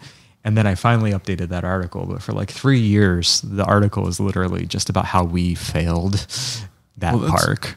That's good though. You know, as someone who, it's interesting now because like, you know, I'll have like chefs on, or, you know, people, business owners, and like, you know, sometimes we get on the idea of Yelp and, you know, like how that is such like just an outrageous thing. And, you know, mainly it's outrageous for the people that are like, you know, I have 4,000 reviews on Yelp that just like feel the need to like, you know, be super hypercritical. But I don't know. There has to be some sort of dark with all the light. It's like I feel like if Yinzer were just talking about all the good stuff, it would feel fake. You know, you have to, and that's what's kind of like beautiful about it all. I feel is like trying to be able to, how you said, like highlight why it wasn't for you, and like that's like the best way to be able to do that. You can be negative without sounding negative. Yeah, and I think that's something that we have learned, but maybe not everyone understands. Like, I can have an entire paragraph. Like we hiked Gertie's Woods, and I have in a new park in like right by Millville, and it's super steep. And like the trails look like they're kind of washed out. Like it could get muddy after a rain. Like I'll say stuff like that. But if you aren't in a negative mindset, you might not think I'm being negative, but I'm being constructive. That makes sense. I'm sorry. So like there's ways where I weave negativity into things that people might not like, but then like on the flip side, we went to like a Pirates game the other day, and I posted some photos, and like we had fun, and like it was packed, but then everyone got mad at me for saying something nice about the Pirates, because I mean, let's be honest, the Pirates are terrible, but the ballpark's fun. Like I enjoy going to a game. Oh, it's a beautiful park. Yeah. I mean, it don't matter. Yeah. I'm like, but people got mad at us for supporting the team. I mean, now to be fair, we were there for a media thing. We were given free tickets, but like, I wasn't like trying to like be overly positive because we got a comp ticket. I just had fun. I saw the picture. It looked beautiful. It was a beautiful night. But then people are like, no, we need to boycott this, and you're not allowed to have a good time. And I'm like, we had a good time. Well, how do you guys deal with that? Though? You know, like, how do you guys deal with like, you know, we're in this world where everyone, you know, you built a career off of having an opinion and being able to put it out there. It's like, that's the beauty of us having social media. It's also the bane of the existence of the world, is that everyone just has it. So, you know, like, how do you deal with that as far as like, you know, like you having a opinion, whether it's good or bad? I mean, I feel like no matter what, you're going to have people that are just talking shit, you know, because if your favorite restaurant is obviously something that I don't like, I could just be a hater, you know? So do you experience that? Every damn day. I mean, you would have to. And I specifically didn't go into the comments and look, because no matter what, if, you know, I posted something about someone that I had on here a few weeks ago, and people were just talking shit in the comments, and people that don't follow me, I don't know how this person's seen it. It was someone who had like a few followers, and they're like, that dude's food's gross or whatever like that. And I'm just like, you know, and I don't often get hate, really. You know, I'm not putting out anything that is like that warrants hate, really. But you guys really are kind of where people are just like, you know, I mean, you probably don't see it as much because you're not on the social media. I mean, I know that you ban people like every day. I like to joke that I have more people on our ban list than most people have followers. I don't tolerate most of it, but that's good. I will say that there's a difference between someone giving it a actual like opinion or credible opinion. You know, this isn't for me. I don't understand why you like this, you know, blah, XYZ didn't like it. If I can understand someone's point of view, I'll leave it up there. All the people bashing the Pirates for being terrible, I don't delete those. I mean, I don't disagree. I still had fun. There's a difference. I was going to ask you if you delete them, because I was going to say it kind of devalues that, because I feel like it would be hilarious kind of to see it. Yeah, I mean, I don't reply to them. I'm like, you know, if people are leave it there. If someone's having a constructive opinion, it's not just hate, I'll let it go. I respect that. But if someone's like, this place is trash. Yeah. Like, I can't believe you like it. This is garbage. And they like start cursing at me, banned. Like, you know, like everyone, you know, feel free to comment and say you don't agree with me, but like, don't be a dick. Yeah. I mean, like that's like the low bar that we're at life right now, is like, don't be a dick, but like, just don't be a dick. We're here for good vibes. That's basically it. I mean, I love hearing when people don't like something. Like, I mean, sometimes I share those pizza posts that we were talking about of the names that I don't name, purely just because I know people argue. But like, as long as it's like a respectful, you know, rivalry type argument or justified why I don't like it, cool. But like, you know, sometimes people will comment and be like, you know, I can't believe you posted about. I don't want people to be in their feelings. I don't want their personal. You know, the owner of this place is an asshole. I can't believe you went there. And it's like, I don't. Exactly. If it's back of house, I really don't care. If it's affecting the customers, I do care. Yeah. But like, we're not gonna let that come through, because also like, a lot of the times when people comment, it's like borderline slander and libel. I'm like, who the hell are you? I don't want to be responsible for that. Like, if you're gonna make a claim like that, I need to see an article that's published by like the newspaper that like justifies your opinion, because like, you're not slandering someone on my page. It's my job to accidentally do that, and I try not to. Now, have you had experiences where you know, you write an article that might not be like as glorifying? It might not be bad, but it might not be as glorifying as some others, where like some restaurants are like, you know, what the fuck? Yeah. I mean, we've written things where people ask us to correct things, like if there's, you know, things that maybe we've made mistakes, for sure. not quite right in what we that's say. Understandable. So yeah, I mean, that's understandable. Respect that. Yeah.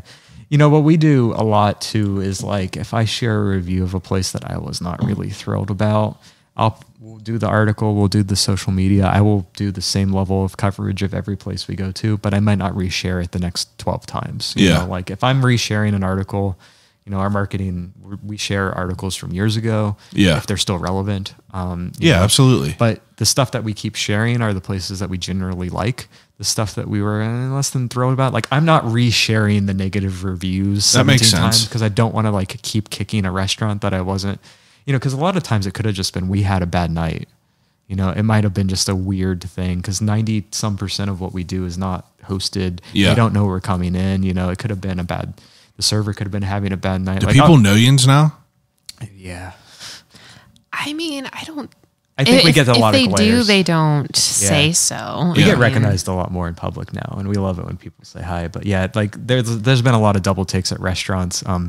There was one place where we were just going out with friends, and like the chef, we know the chef at this place, so it's like not like it was shocking that he turned around and saw us, but then he just started sending us plates of food out. Just beautiful when that happens. I'm like, this is great, but I'm not gonna like do any extra for this. It was like, thanks for the food. Like, our friends were in heaven. They were like, oh, you guys are the best. Like, life. We're coming out with you. Like, and we're that like, actually doesn't really happen. I don't actually really like this too much, because it's like feel pressure. I don't like that. It's like, don't strong arm me with some mott sticks. Like, I literally just wanted to drop $200 in your restaurant and go on my way. Like, I didn't need this. But that's fair though. Yeah, but we have. I mean, the getting recognized thing was really funny. We were in Puerto Rico. I was at a conference there, and Angie was at a coffee shop, and someone walked up to her in San Juan, Puerto Rico, and was like, "Do you have that blog, that Instagram? Wow, in Pittsburgh."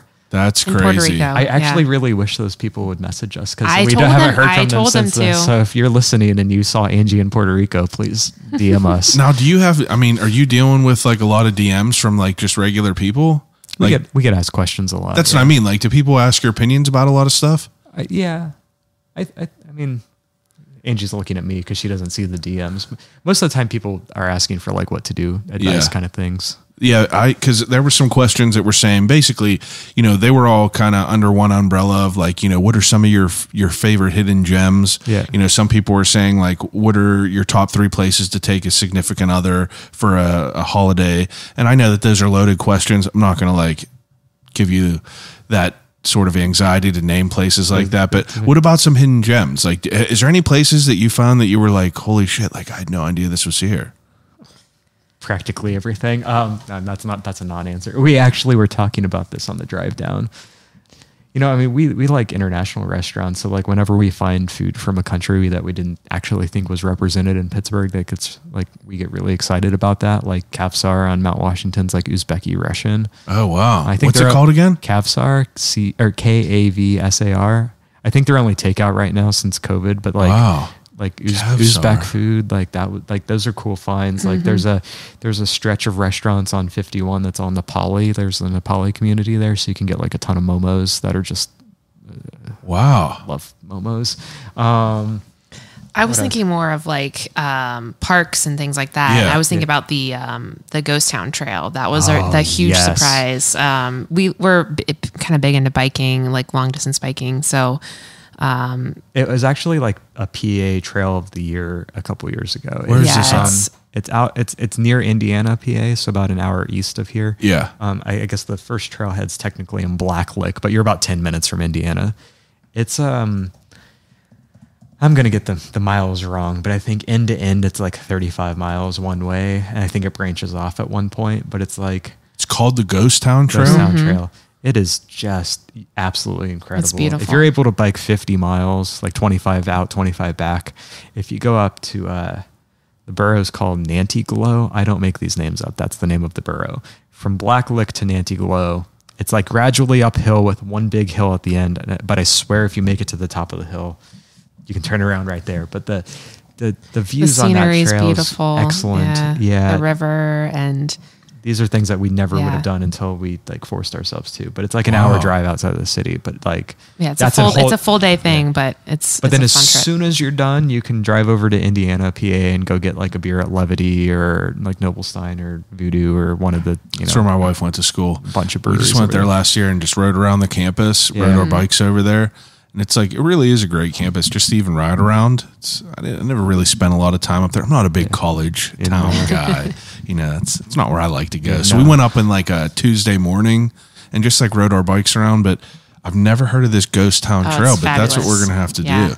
Yeah, but you have to be able to do like 40, 50 miles. Yeah. If you can't do 50, if you want to do less, like 20, I would say find a trailhead further east. Yeah, so you As can much go as to it the sucks. end Yeah. and then come Because back. the first 5 to 10 miles are nice, but like the It gets next better. 10 to 15 are just. We have it on our site, like about the caveats like that. That's like the information I like to share. Yeah, that's cool. That was. We try and do that once a year at least. Bikers, big bikers, huh? Yeah, we want to do the Gap and go, down to to DC. DC, yeah.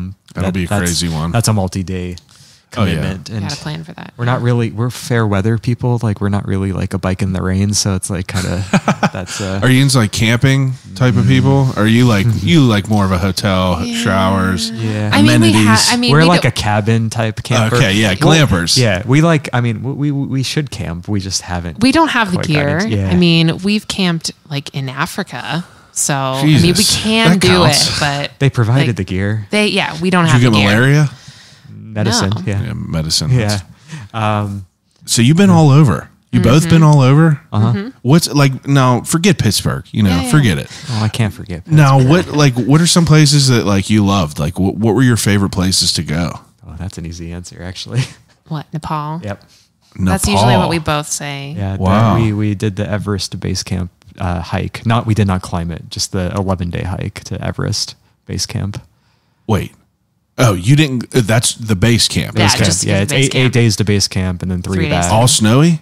The mountains were covered in snow. We went. I mean, it's and- more just like hiking. Yeah. Hiking in the mountains. So you're Like, hiking, yeah. camping, camping. They have tea houses, so they're like proper guest houses. They're not, they're I not mean, the they don't have best. electricity. They don't have plumbing. They I have mean, it's a so- roof over your head. Yeah, the Yeah. higher ones have solar. They heat it by burning yak poop. It's like legit. Like it's Wow. not. You have like there's no power, and like some of the other ones like outlets for charging. Like you have to keep your. I think we took our camera batteries out of our camera, put them in a sock, put them in our suitcase, Yeah. and then had a hot water bottle in our suitcase because Yeah. if it got too cold, the battery in the Drain. camera would die out.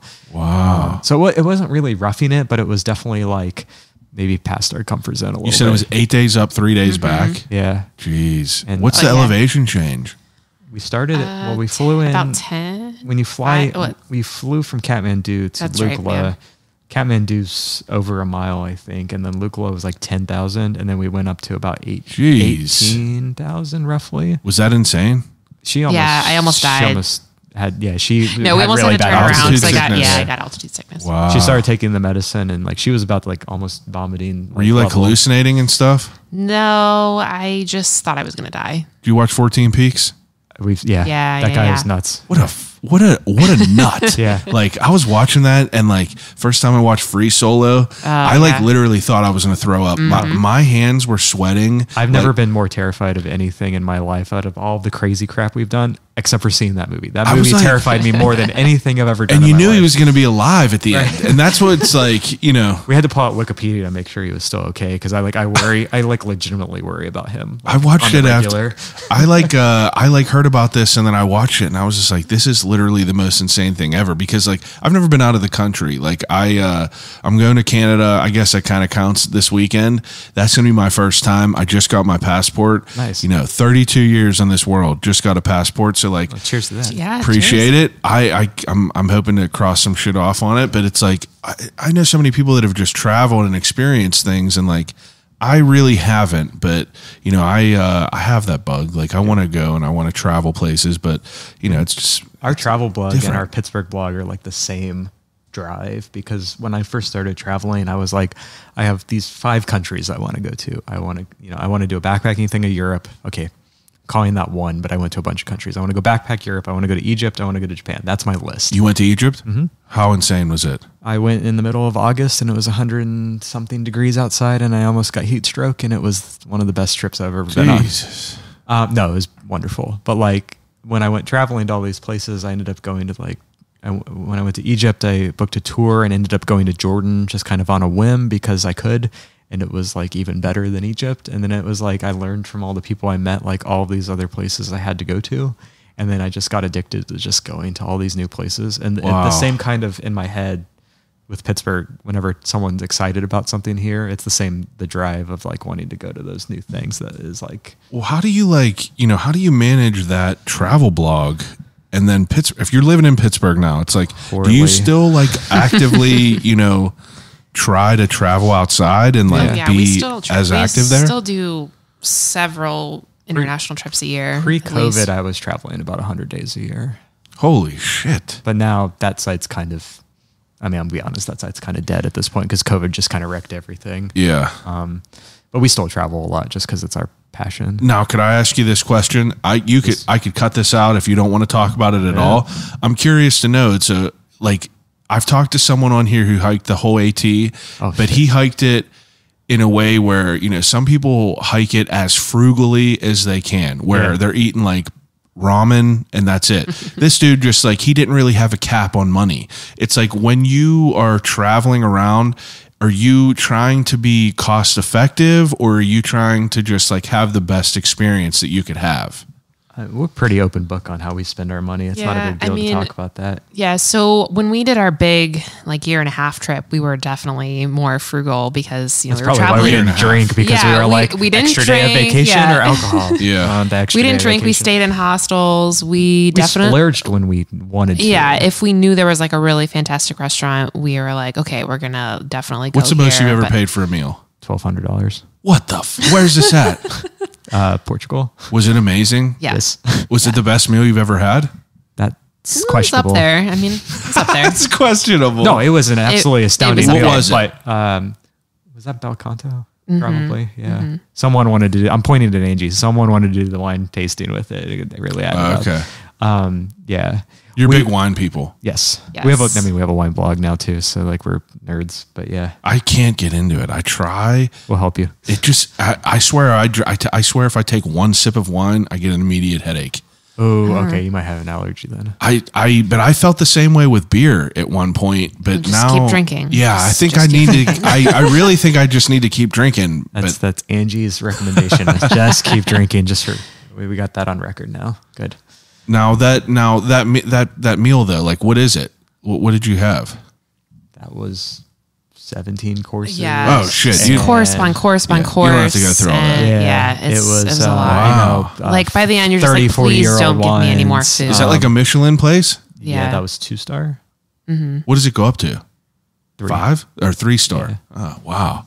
I mean, the stars are just based on the whim of some random people like us who have a much more interesting job. Yeah, like who the hell's going to judge it? Yeah, I want that job. Now, they're hiring. for you to like, kind of, obviously Yinzer like willing to like spend and like have a good experience with things, do you let that weigh in? Actually, yeah, you already said that already. You 100% will be a lot harsher on something that costs $1,000. Yeah. The most expensive meal we've had in Pittsburgh was $350, and that was at Spork.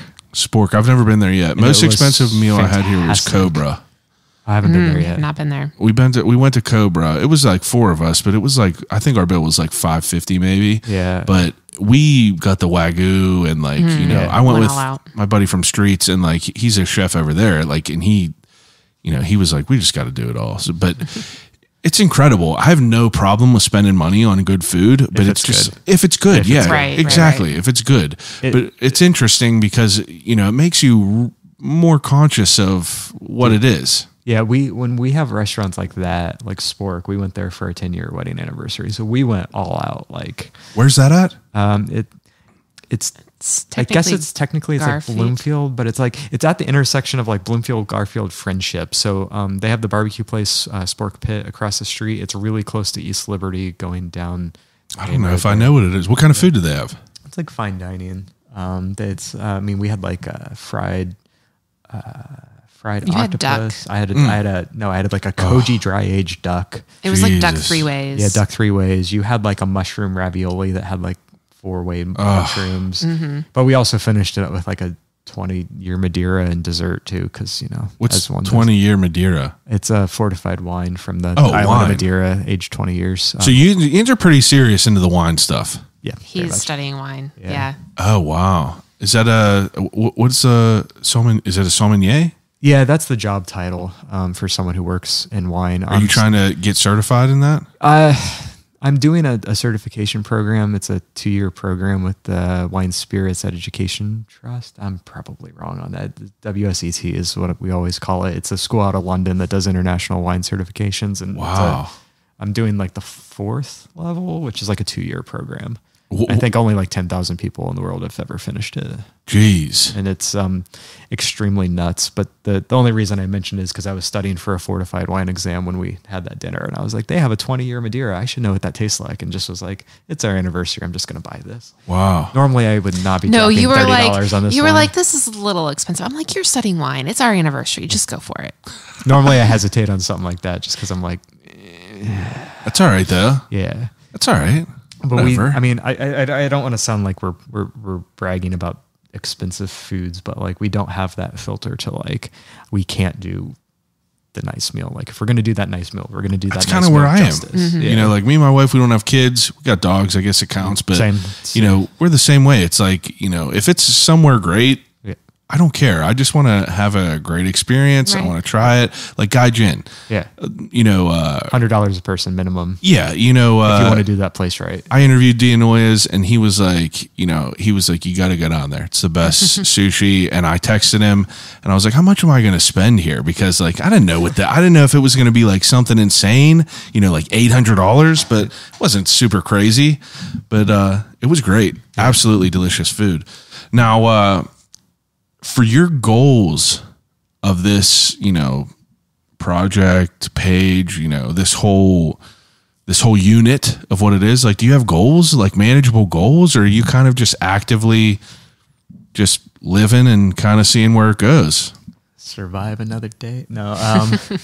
No, after getting through COVID, I think that we got past that one. Like, how did you even deal with that? Like, with all the stuff closing, like, I didn't even want to bring it up because of like everyone harps on it, and like I feel like COVID has just been talked about to an extent. We pivoted into like the parks and the nature side of things a lot. I mean, there was definitely a month, like I do this as my job. Yeah, there was definitely a month where I made $900. Huh? And it was slim, but Angie has a day job, and how do you monetize this? Like, how do you monetize your page? I like very minimal sponsored stuff because I don't like people paying me to tell me what to say. Yeah, it's disgusting.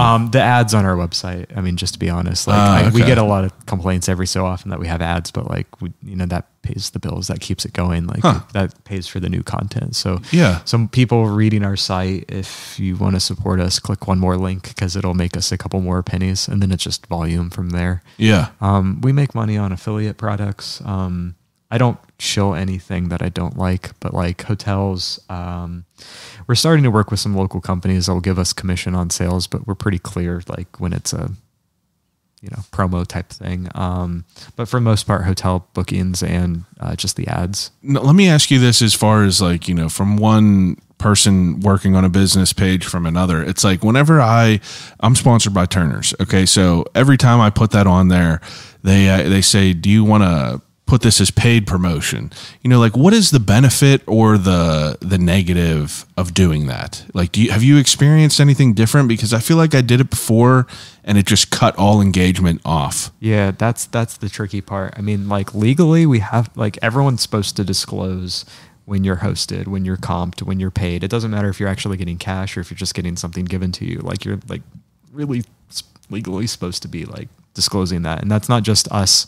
That's everybody, the magazines, everyone, but most people don't.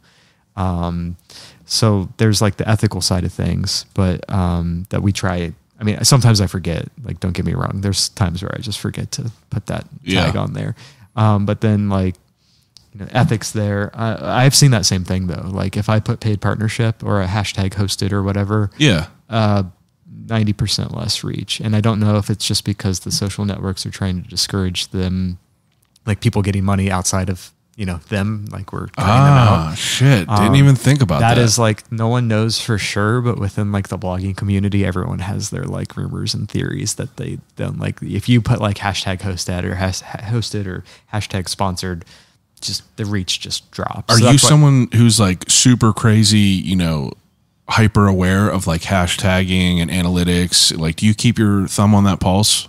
Analytics for sure. Hashtags, I just throw up the same things every time, to be honest. See, I read stuff and, I've read stuff and accounts where people say like, oh, like I have the same, 8 or whatever that I just copy and paste on the same post. Yeah, I do that too. People say that because it's the same thing that you're posting on every post, I guess the algorithm thinks that it's like automated or some shit, and it just kind of like... I've heard that rumor too, but no one really That's knows. What I mean. Yeah. It's like, how the hell are you supposed to know? But you obviously, like, you have more experience in... Like, I saw, for instance, on your Pirates, whenever you posted that the other day, it said paid promotion, Pittsburgh Pirates. You notice that it cuts down whenever things like that happen? I think so. It's interesting though. But I think part of it too is that the algorithms are also like responding to when things are popular. So if something gets engagement, it will get more engagement. I don't know if it's necessary. Like I don't know if it's because of the tag or if it's because people just like kind of zone out when they see, whatever. Like people might just zone out when they see hosted, and then it tanks the algorithm to the other direction. Like I could put my conspiracy theory cap on. And are you a conspiracy theorist? I mean, I think there's probably some truth in it. Like I have a friend, Angie knows who I'm talking about, and he runs a really wonderful blog in this state. He's like one of my best friends, and he will pay for ads on Facebook, just like $1 a day. Cause he says, pay to Facebook because when I stop paying, my reach goes down. Yeah. And I don't know if there's any truth to that, but also if you stop paying for an ad and your reach goes down, you're going to start paying for that ad again. Yeah.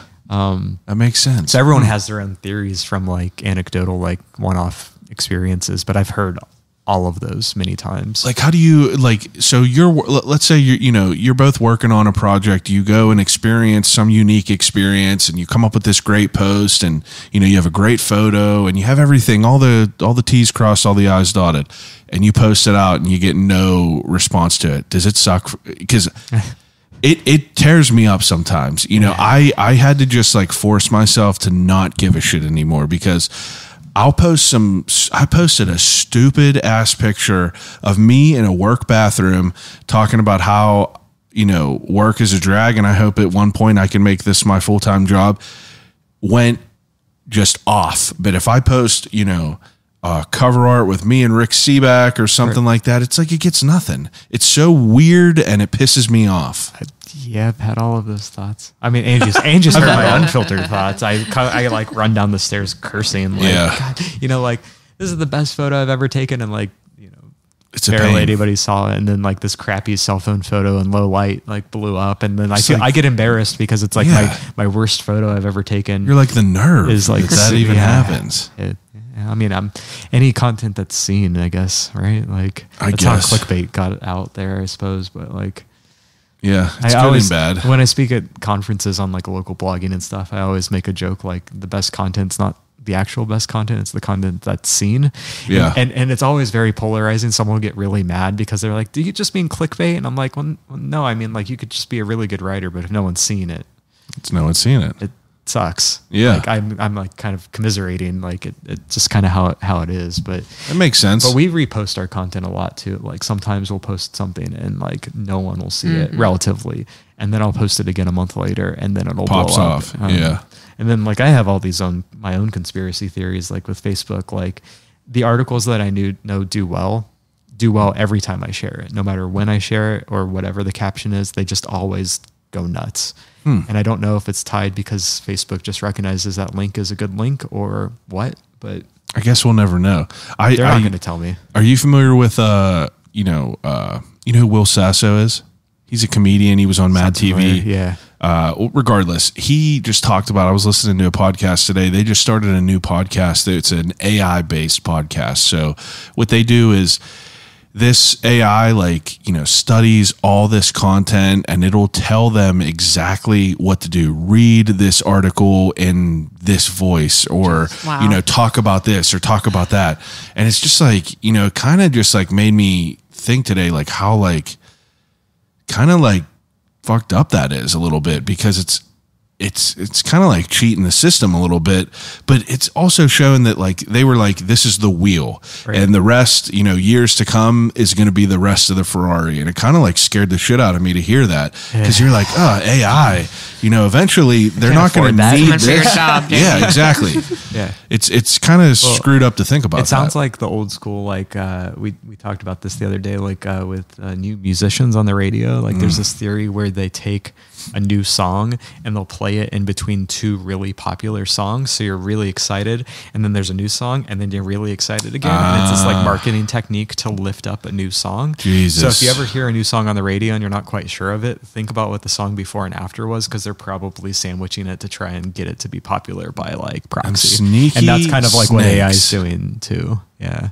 But we have access to stuff like that too. I mean, I'm not ashamed to talk about it. Like I can go on programs and look up the search volumes for any keyword. I get that. And like be strategic on what I'm doing based on where we can rate for it. But it's different whenever it's like, fully automated. Yeah, fully automated. But you're just like, it's kind of weird to think about that. I mean, I can go through and see every site on the internet and what they rank for and what their keywords are, and like it's nuts, the data that's out there that you have access to. It seems exhausting to me. I feel like I don't care enough, and that's what's going to be my. I'm a nerd and I find it fascinating, so I'm not going to say I don't.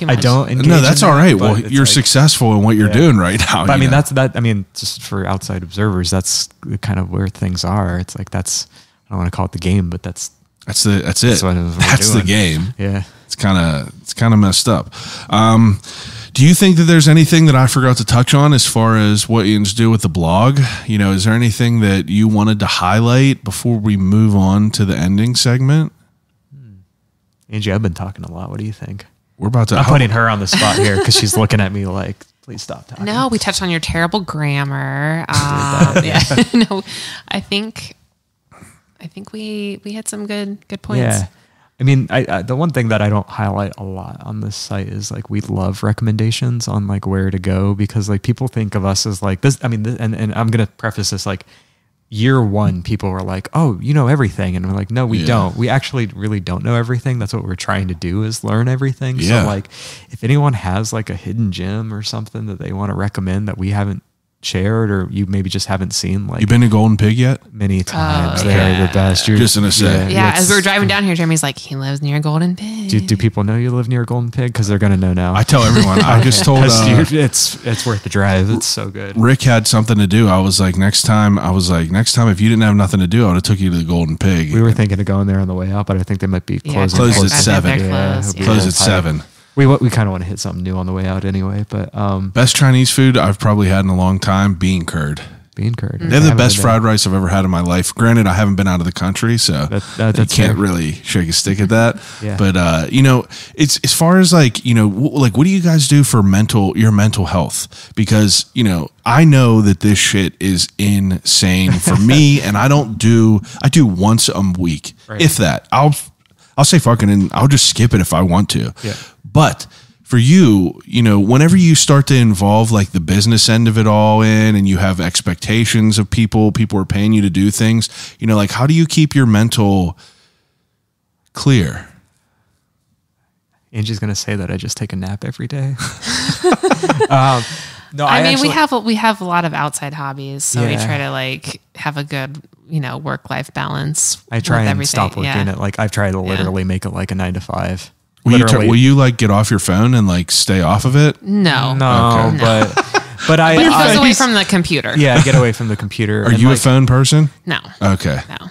Yeah. Wow, what an interesting dynamic this is. You are to a degree, but not to but my not degree. for work. Yeah, not for work. Like I feel like your head's in the clouds, and you're the anchor that's like holding him down. You nailed that. It's perfectly. I will say, like, we don't do a lot of sponsored stuff. Like, if someone wants to invite us to thing like the Pirates thing, like we weren't getting paid to go; they just gave us tickets. Yeah. Like, do you want to go? I try to minimize that. Like, it's been heavy lately, and that actually freaks me out. Like, I don't like it. So, like, I kind of pride myself on like being self-funded, because then we can just do whatever. If we don't want to do something for a week, we just say it's literally the only reason I'm sponsored by Turner's. Right. I've had random people hit me up, be like, "Oh, what about this construction company?" It's just I cannot do it. Yeah, it's disgusting. I'd say no to most things just because I can't. It bothers me. Like I like just doing my own thing, and I think all the pressures that we have, and by we I probably mean me, because I'm the only one pressuring you to when are you going to finish that food review, Angie? I also have to remind myself, like, readers aren't going to notice if that article's out or not. Yeah. Like, it's me, because I can just share an old article. So like everything we do is kind of passive, that like I'm getting better mentally. Just being You're a big control freak, I bet. Oh yeah. Yeah. Oh yeah.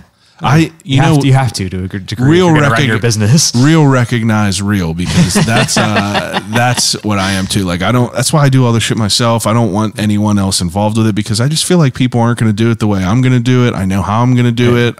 No one's going to work harder at it than I am anyway. So I've been wanting to hire someone for years, but I'm like too paranoid about it. I bet you are. But like, a good example, like today, I was just like having a mental meltdown personally, just inside, and it was just like, I'm just not going to work right now. I just walked away and just, watch TV.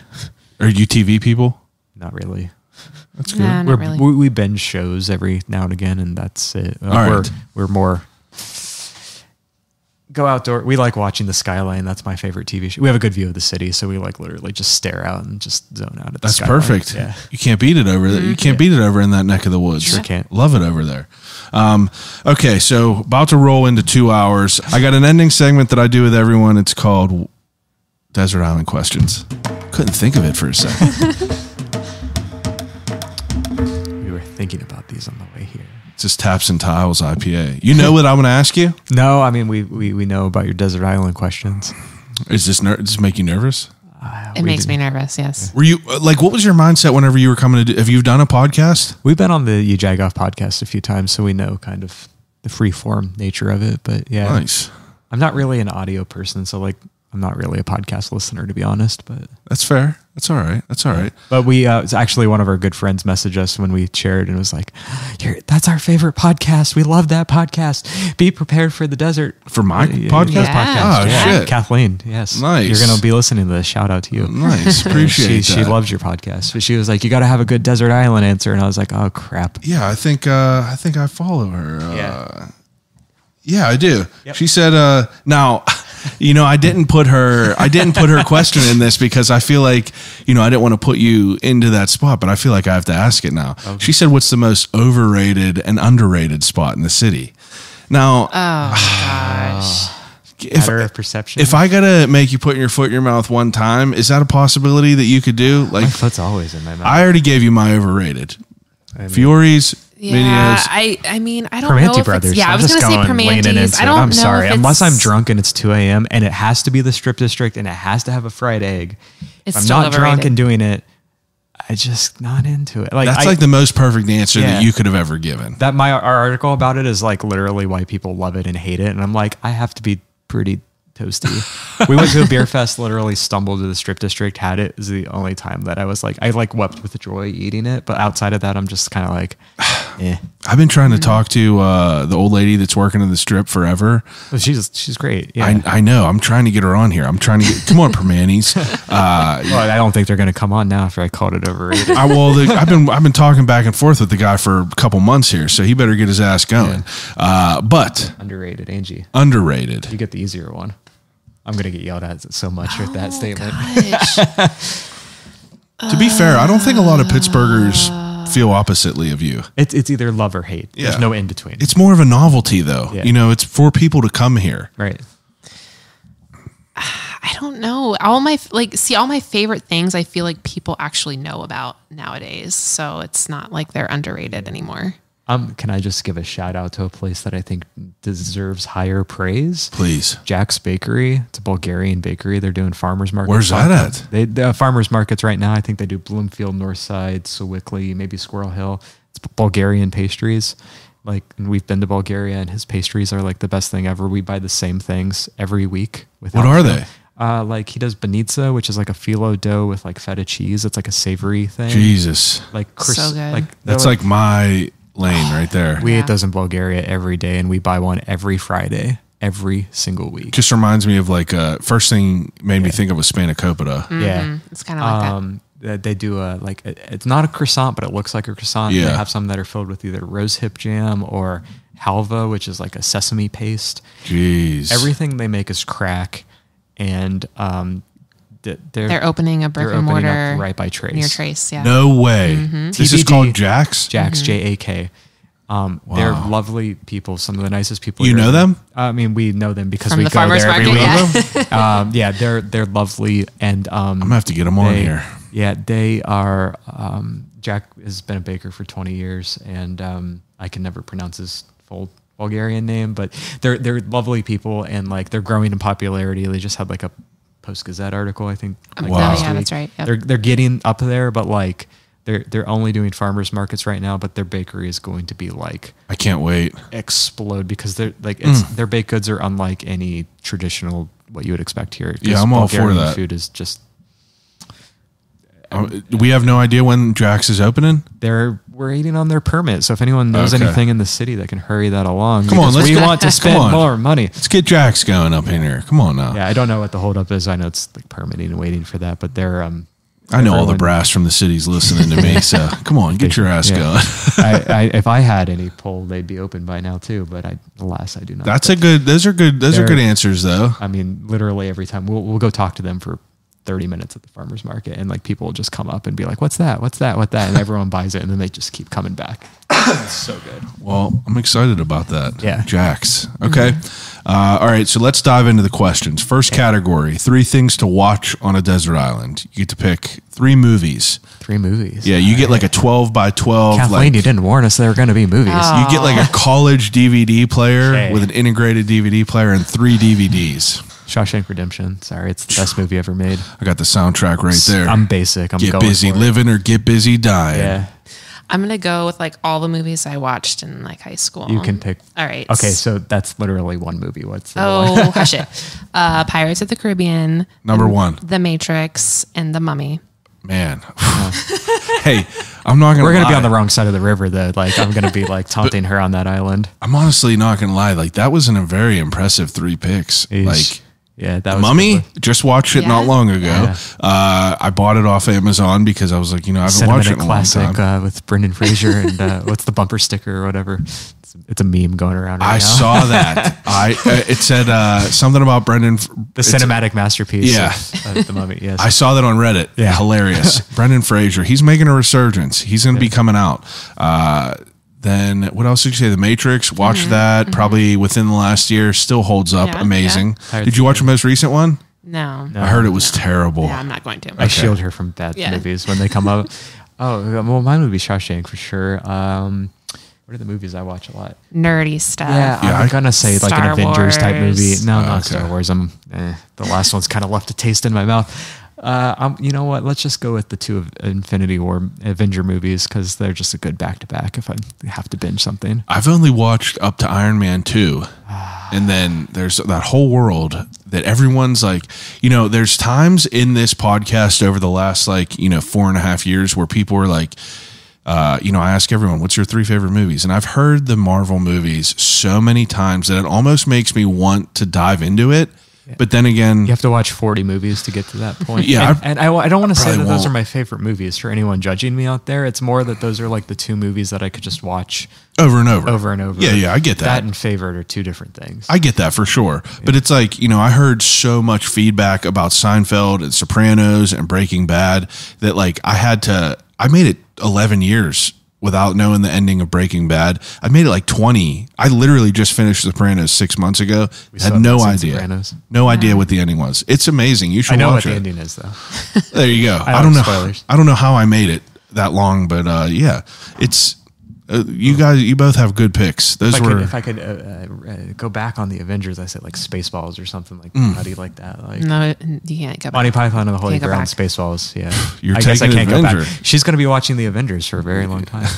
She's watching The Mummy. Yeah, we're not together. Okay. Okay, so this is a hard question, and I'm not going to make you both answer it. I just want to collect it from both of you. I usually ask people 3 books to take on a desert island, but I want to know 3 of your restaurants in the city that you could go to over and over and over again if you had to pick them. Oh, that's easy. Is it easy? Apteca. I think we agree. Angie and I are like the same person. Yeah. Where's that? Bloomfield. It's across from the Children's Hospital. It's vegan, Eastern European. Their pierogies are the best we've had in the city. Jesus, that's a And we're not even vegan. We love meat, but Apteca is... It's beautiful. All right, I got to try that. No, please just go support them. So yes, Apteca is so good. How do you spell it? Apteka. Okay. I'm gonna spell one of these wrong and be very embarrassed. All right. What, you get to do the next one? Oh, I get to do the next one. Oh, ooh. I'm just going to read off the top 3, I suppose. Posades Garden in Lawrenceville. I haven't been there probably yet. didn't pronounce that right. Beautiful. Posades. Yeah, I never knew either. That's why I haven't said it on here. I'm a text person. I'm not used to saying things out loud. Phonetics. Yeah. Posades, that's what I thought it was. Yeah. But now you just kind of messed me up because I'm blew his mind. Man, maybe that's not how I said it. Everybody knows what we're talking about, so we hit the mark. I swear that they've said Salem's 2 different ways on the radio. They said it Salem's, and then they said Salem's, and then people have said Salem's. Yeah. So I still have no idea.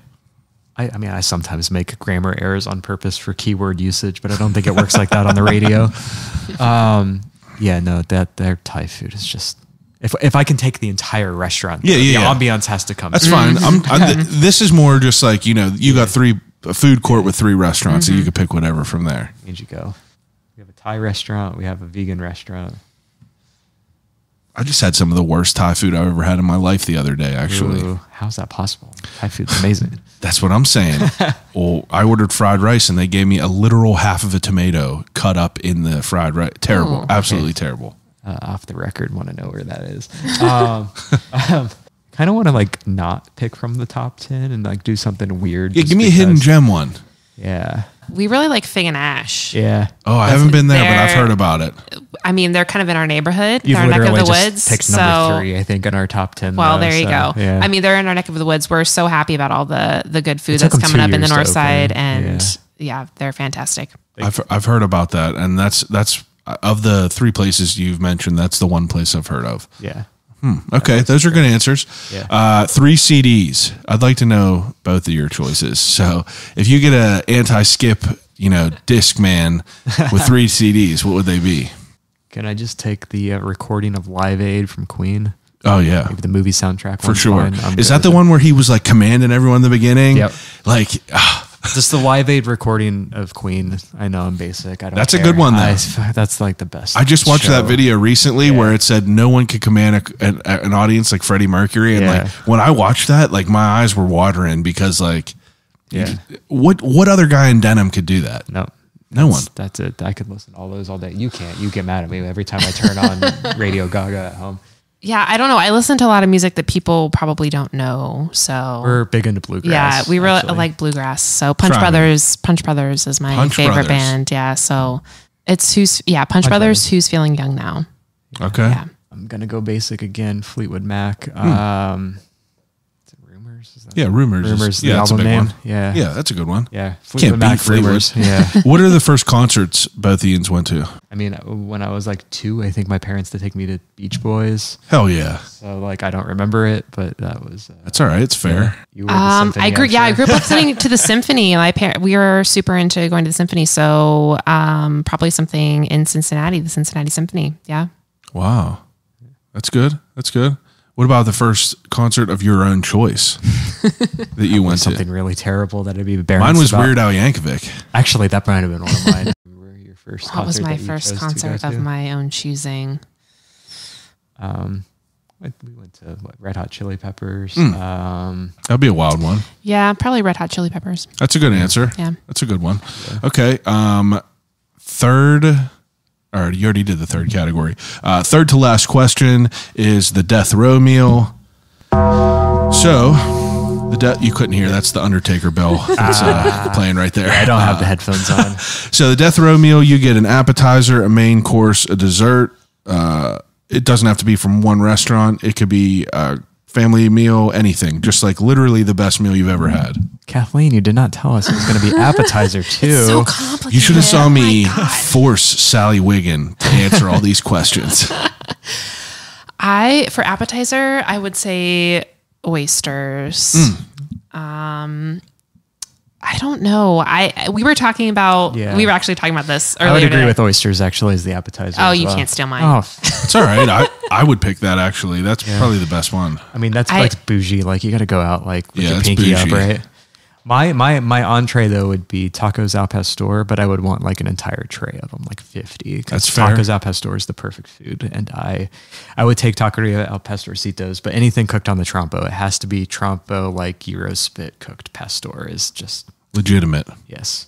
But like 100 of them, like I'm going out with a bang. That's fair. I don't know. I feel like everyone always says like meat and stuff, like steaks and all that kind of stuff. That's and the I'm most just not, common answer I'm is not, a steak and a potato. Like I mean, I eat meat, but I'm super like I love vegetables, which may be kind of weird, but I would just say all of the vegetables. I don't know. I'm maybe like a really nice like veggie pasta, like beautiful vegetables. She was like- asking, is she allowed to cook the meal, or does someone have to cook it for Are you a her? very good cook? She is an exceptional Yeah, we cook. love to cook. So if She I'm makes her if I'm own allowed pasta to and stuff cook like it, that. I would say my homemade pasta with With the you side know, of your homemade sourdough bread. with some Your sourdough? homemade sourdough She's bread. been doing from sourdough me, yeah. bread for like 2.5 years. Well, since The COVID, pandemic? everybody, Yeah. Me too. Yeah. But like legit sourdough, like Oh, I got Yeah. heavy into it. Yeah. I'm pretty damn proud of it. All right, let's have a bake off. I thought I haven't done it in a minute. My starter, like whenever we moved, it like I don't know what the fuck happened to it. Mold.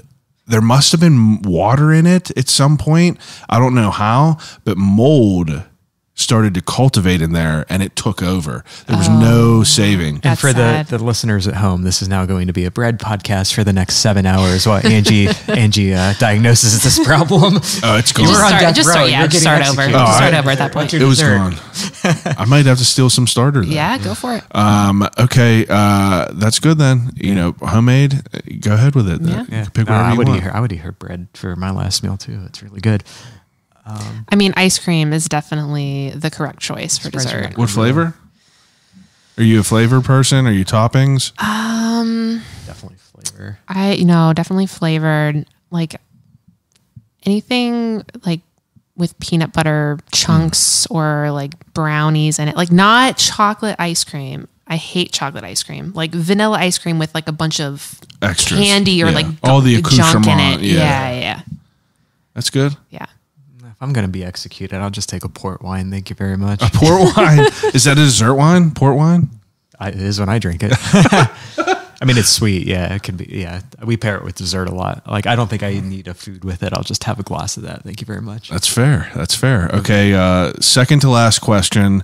Probably the most telling. If you're getting ready to go on a road trip, you go to a gas station. This is the last snack you'll ever have. What would it be? Gummy bears. Gummy bears. Jesus. That's what a terrible So snack. gross. Exactly. She They're hates so them, disgusting. and I get to eat all of them. That's why people like them. That's like my dad. My dad loves a black jelly bean. It's like the reason that he loves that is because no one else in the world likes it, and he is never gonna have to worry about people stealing a snack. She always fights with me though. Like when the last 3 are there, she's like suddenly will want them and be like, "You ate the whole bag," and I'm like, "I always eat the whole bag." Well, that's being in a relationship. You know, that's what that is. That's a tax. I got to make fun of her. You're paying a tax. I have an outlet to make fun Love of. tax. That's what it is.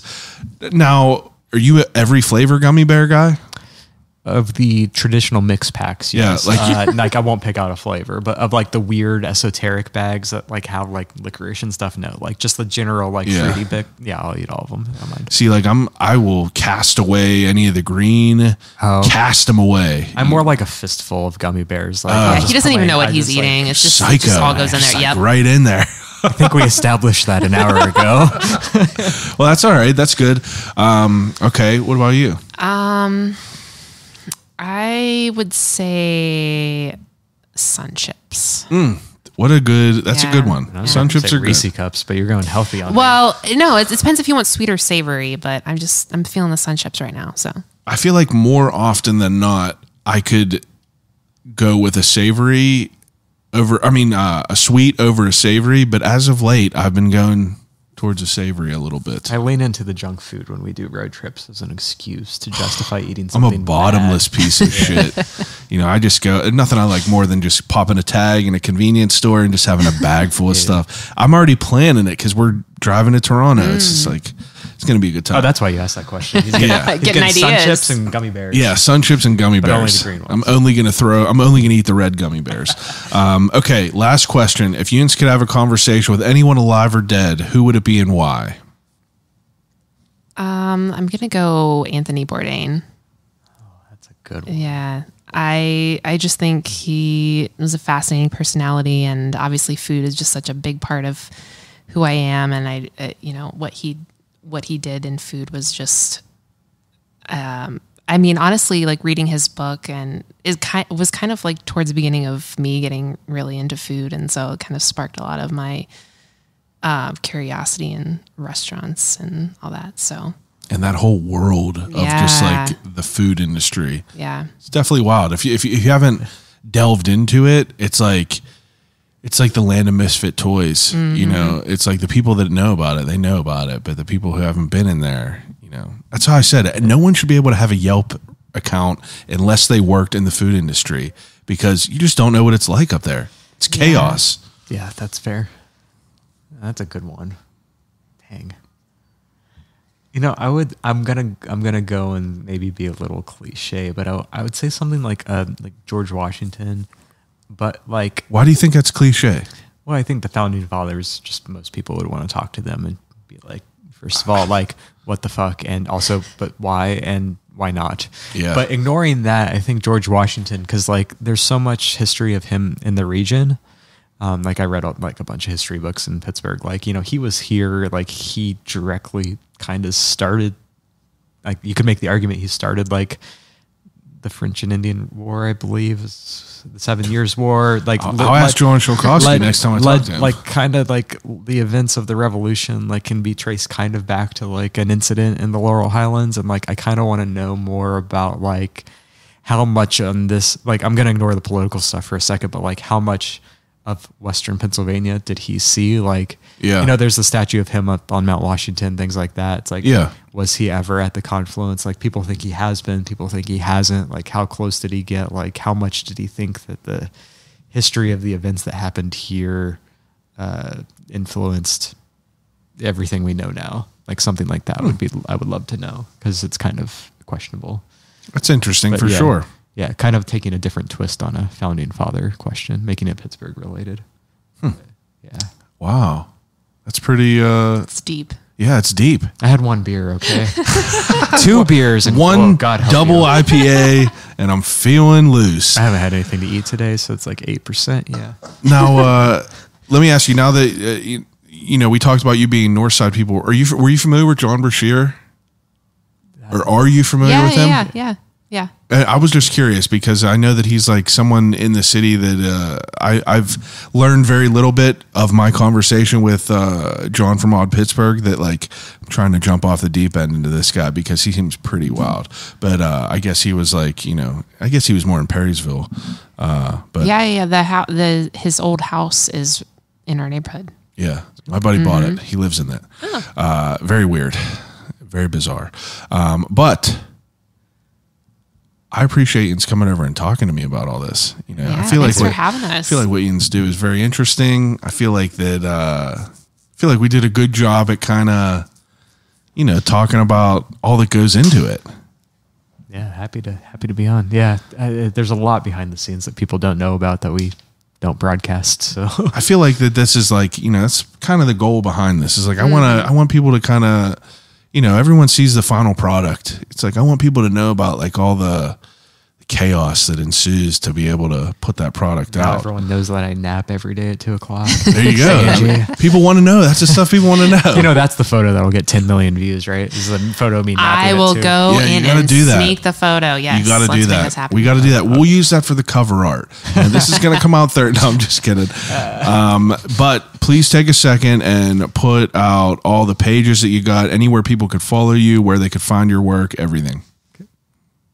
Angie's looking at me. I can do Go it. for it. Our website's discovertheburgh.com. Most of our social media handles are the same. Facebook.com, Discover The Burgh.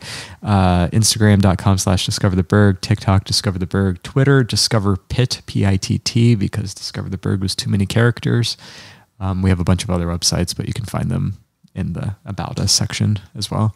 And if you can't remember any of that, just Google Pittsburgh blog and we'll be there somewhere in the first page. Right up there. Now, you said that you welcome recommendations. What's the best way for people to do that? Send us an email on our comment forms on our website. I see that more. I do apologize when people comment on our social media. Sometimes I don't get all the notifications. So I'm not ignoring people. It's just Facebook's terrible. So I would say the easiest way to get into the inbox is the contact form on our website. Perfect. Everyone else that's listening, appreciate it as usual. Each and every week, back with another great guest or guests in the city doing pretty great stuff. So appreciate you listening. Call you right back.